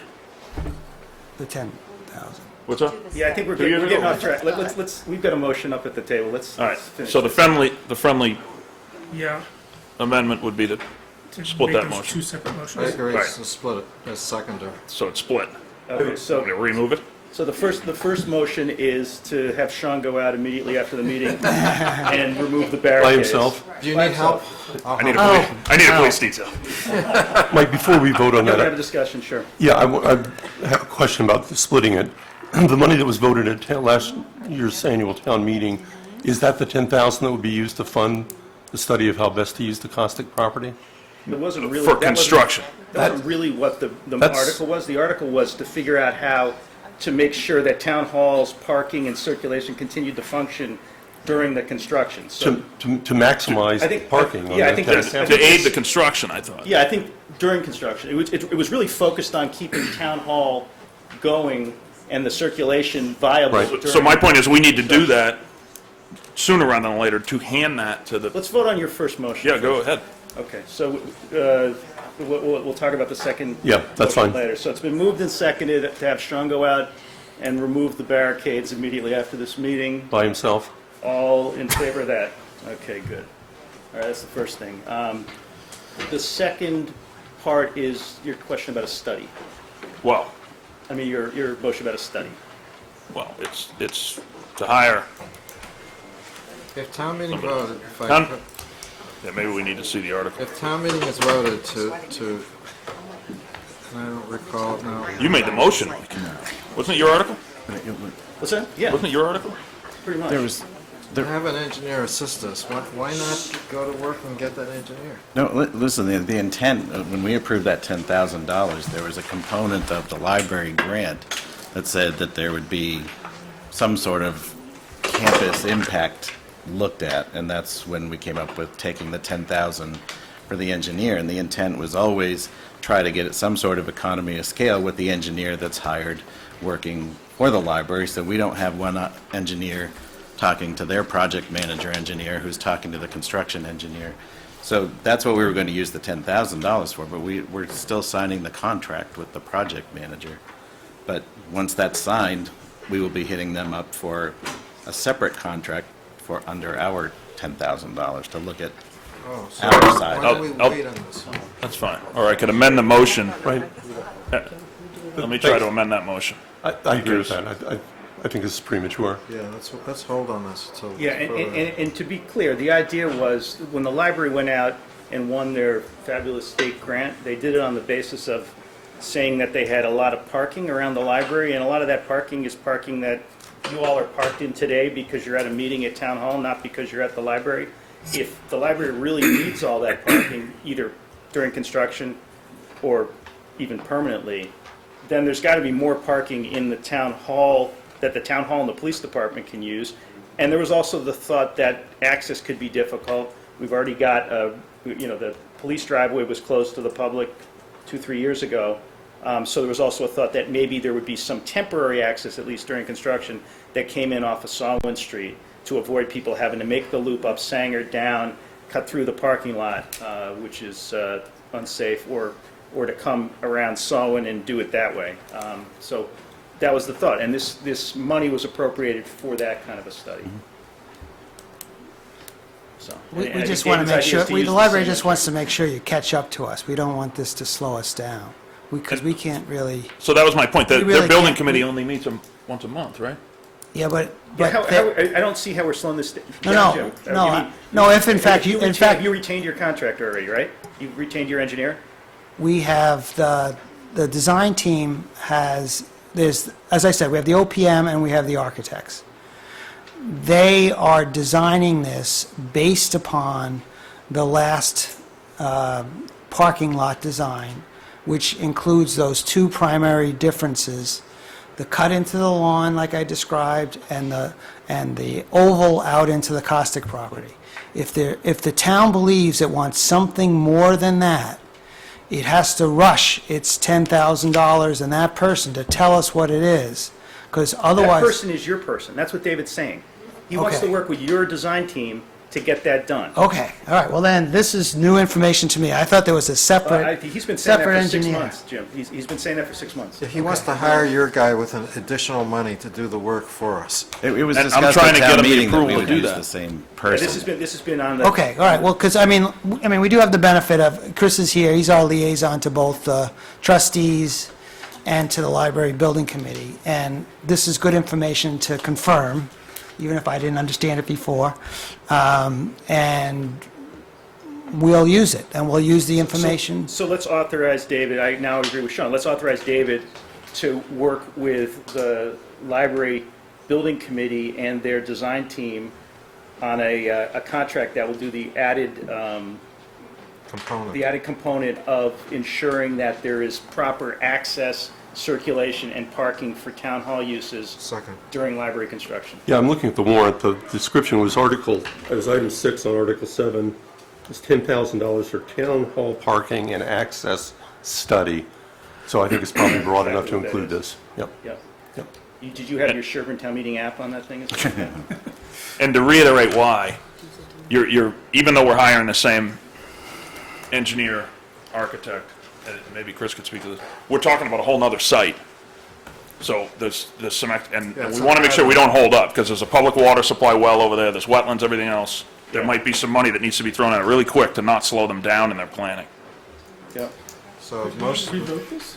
No, we have to. Well, it's a town meeting vote. Now voted it. We're just authorizing David to proceed with the contract. Well, Nancy, you've got, you If there know is more about this than anybody else. There is one. I just want to say that we had a wetlands determination done on that when we did the study, and there are no wetlands on the property. Now, it's been years enough that would expire, and we'll probably have to get another determination on that. But I don't think the property's changed enough to change the determination. So. Thank you. All right, so we have a motion on that? Yes, you Moved made and the motion. seconded, I right? seconded Yeah. it. Any Vote. further discussion on that? All in favor of that? 10,000? Chuck, opposed? Just pick that $10,000 that I know. Mark opposed? Okay. I would just like to thank Jim for an impromptu appearance that I'm sure you didn't really plan on, but I Thanks think for preparing. I think it was very helpful. I'm sorry. I get too much power. Feel ornery? Can we move to adjourn? If there's nothing more to talk about, oh, thank you. Thank you all for coming. It's all been very educational. Can I add that there is a vacancy on the Library Board of Trustees? Wait, effective tonight? Is that what happened? There's more vacancies. Somehow there's 4. It's Jim that just resigned. Jim just. So I think Mark's got a couple more things to say. I had a suggestion about a Warren article in that we heard a lot about different corners that may need study for traffic purposes unrelated to any closure or anything else. We may want to talk about that with you and Brad and maybe get an article I together. may never study traffic again. That's okay. No, it's not traffic, it's safety. Yeah. Safety, not traffic. So there are a lot worse problems than I thought based on the discussions tonight. So. Yeah, and I think one of the problems is exactly what you mentioned at the last meeting with these mobile traffic apps like Google Traffic and Waze. Yeah. It's a moving target. Every day, I'll get a different route from Kendall Square to Sherborn. Yeah. We were kind of counting on that. Yeah, well, right. Well, that might have been our help, too, I believe we in a talked couple of about weeks. Yeah. That it may have changed things. We'll never know. Mark, go. Yes. Well, in addition to selling cookies, I did 2 other things. One is, had a meeting, well, the COA has their Friday morning meeting, and I went and visited with them for an hour, and it was, I thought it was really good. I mean, usually when I talk to groups, I know more about the subject than they do. Clearly not the case here. We had 3 prior selectmen and a lot of other people that have been very involved in town, very dedicated to the town. We talked about a lot of things, but the ones that sort of suggestions that came up that I promised I would report out to the board are, and we can talk about these in more detail if you want. Suggestion was made that the selectmen have a Facebook page as an additional way to communicate with the community, probably somewhat generated by our experience over the last couple of weeks. There was a request that we see if we can engage a conversation with the railroad about the train scheduling and see if we can do anything to improve that. Concluded we couldn't. And apparently, it's been done in the past, according to the person who suggested it. Well, the problem has been, and I reported this at a meeting, maybe before you were on the board, that's been sold. It's not the railroad. It's now owned by... Mass Coastal. It's owned essentially by the Commonwealth of Massachusetts through the Department of Transportation. It's an MBTA operation, which is under contract to this French company and so on. And as part of, they originally had a proposal to run trains from Framingham to Foxborough Stadium, Gillette Stadium, during games and all that kind of stuff. So there's all kinds of things that are afoot here with this rail line. So we're no longer dealing with a private railroad at all. We're dealing with our state government. Okay, but maybe we can find a way to bring some political pressure So can I make a point to that? I got to follow up on that as well, on the train It is subcontracted out, and I've done a little bit of legwork for fear of what happened in Medfield. I don't know if anyone knows, but the state called the Medfield Board of Selectmen on a Monday and said we're closing 109 on Thursday for a week. That was how much notice they got, and they did it. They finished a little early, but so I've talked to a couple people. I stopped and talked to some of the guys on the side of the road. I got a phone number for the roadmaster, who doesn't work for the state. He works for the company that is subcontracted to run this, and I'm just trying to get a heads up more on that.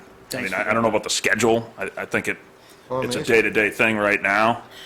On the issue of schedule, I think the lead community has been Walpole, because this train goes all the way down. Apparently, it affects Walpole, affects Norfolk, and so they organized this group, and then they had the state senator from there, I'm trying to think of his name, was Timilty, has been making a lot of stink, has been in communication with the MBTA board. There's been a lot of history here on this subject.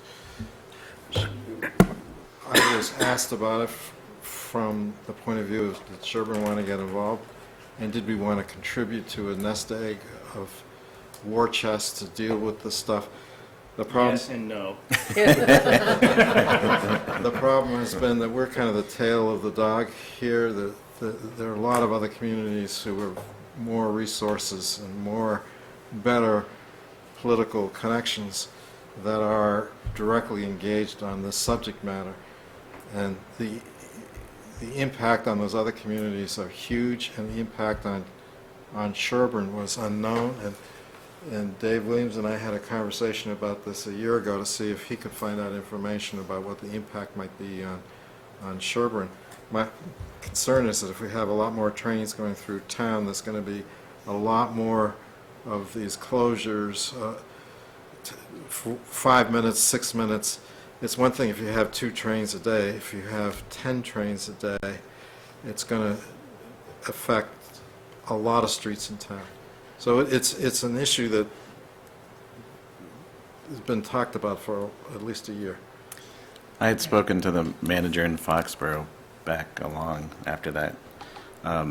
They were in the dark about the purchase, and since then they have as much a difficulty getting information as anyone else. And I think it's because of the number of entities involved. But I'll continue to stay in touch with Walpole and Norfolk. I hadn't been talking to them. And you can put that on our Facebook page.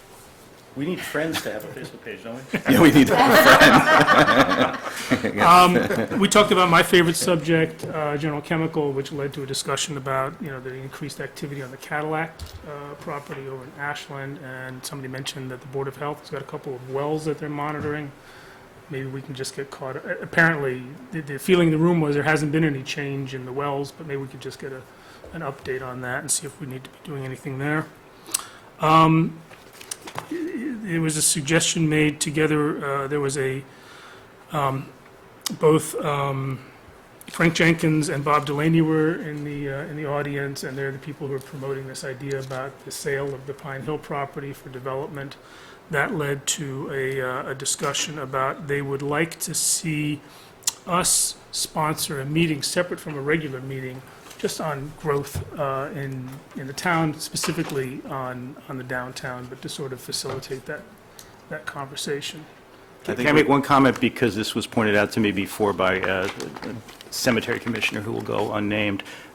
When you say Pine Hill, what they are talking about is an area that's actually technically within the cemetery's purview, but it is the steep slope behind the ball fields. It's not the school, and it's not the top of the hill. I probably need a better Well, descriptor I think for it was described that way in the article also, but it's really a little bit too vague.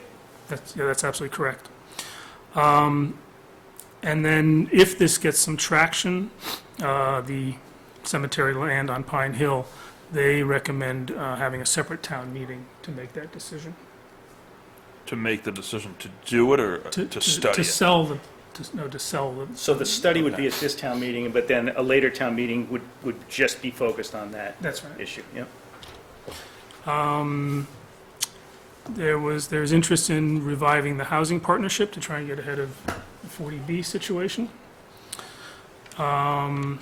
And then lastly, somebody brought up that they thought that the active shooter preparations that have been carried out at Pine Hill are very good and very thorough, and there's concern that we should be doing, that the region is not up to the same standard. So that was To that point, and it seemed to be, perhaps a coordination issue of some kind. and to that point, just so the board is aware, if you weren't already, I have two of my personnel that are trained in active shooter. They're instructors for active shooter. And David actually just communicated with me yesterday about offering like a workplace violence training for town hall employees. So we're going to be working on that for the town hall employees moving forward. And I'll have my guys do a class. Great. And then, so that was the COA meeting. I also attended the SBA Grant Awards of Sherborn Business Association, which was a really nice event, and there's some very interesting projects that were awarded grants. But it really struck me because it came on the heels of this discussion about downtown, and I think when we think about downtown, we think about the infrastructure. But I think an important piece of it is also what happens there and the activities that happen there. And the Business Association awarded money to the Friends of the Sherborn Library for the concerts that we have out here. They fund that. And this isn't everything they did, but just these are the things that hit the downtown. Playground got some money from them. Fire and Rescue is going to build the ice rink again, which, I mean, these are all great things that bring vitality to downtown.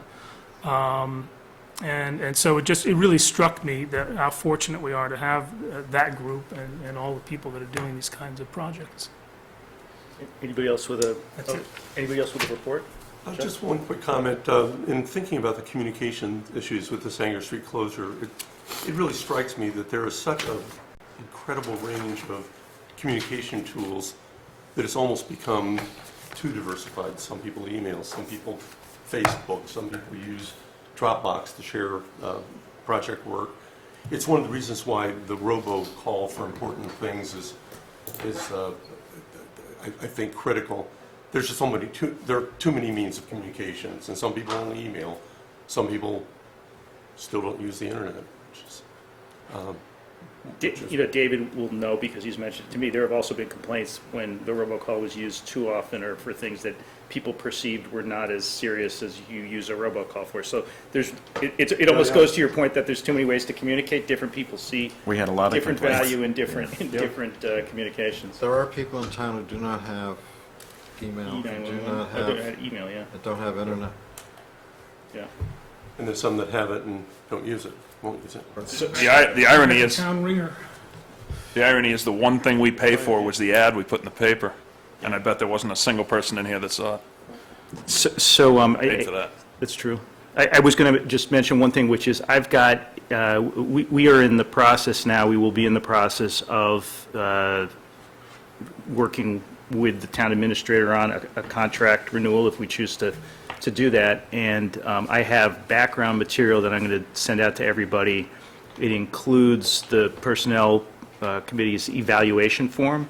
And so everyone can complete that and return it through to me, and I can synthesize it, and we can have that discussion at a future meeting, which is how I understand evaluations are done in an open session. So, and that's based on what you've advised. So I will send that out in the next day or so, and if we can try to have that back and maybe get this on the agenda for the first January meeting, I think that would be good.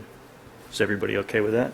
Yeah, you'll give us a deadline. Yes, yep, in the email. And Mike, with your approval, would you mind having people CC me on that since you are involved in that process? Yeah, absolutely. I think I can. Yeah. I'm not sure more than 2 people could do that, but I think you and I could do that. Right. Okay. So now can I move to adjourn? Oh, certainly. Unless, you had something that you came in with something to say, or? I am good in general, and I may be completely naive here. As far as I had a question about just the budget for town council, and is that something, I know the selectmen are the ones who are kind of the gatekeepers to use of town council, so what I'm getting at is I think that should I really be going to advisory, or should I be putting this idea, this generic idea that in general, as we've been going through this process with these developments in town, and wanting to make sure that the decisions presented to are not something that, I guess I'm looking at conservation, they have a skill expertise that's conservation, Board of Health has an expertise that's Board of Health, and what there's potential that those decisions get picked apart because there wasn't a chance for the legal eye to oversee, for town council to be involved in that process more. And I think- Can we pick this up offline? Let's pick this up offline rather than, Okay, I guess I didn't, yeah, I guess it's probably more. I mean, it's not really on the agenda. I thought it was maybe a quick factual question, but that's a bigger discussion. Plus, we had a discussion here at the board level, in public, that the town council would be authorized to assist boards and committees, so... Yeah. Okay, so let's talk No one afterwards. has been denied counsel to my knowledge. No, but I don't think that's what she's getting. Yeah, okay, so we had a motion to adjourn, I think. Second. Okay, any further discussion? All in favor? All right, we're adjourned. Thanks.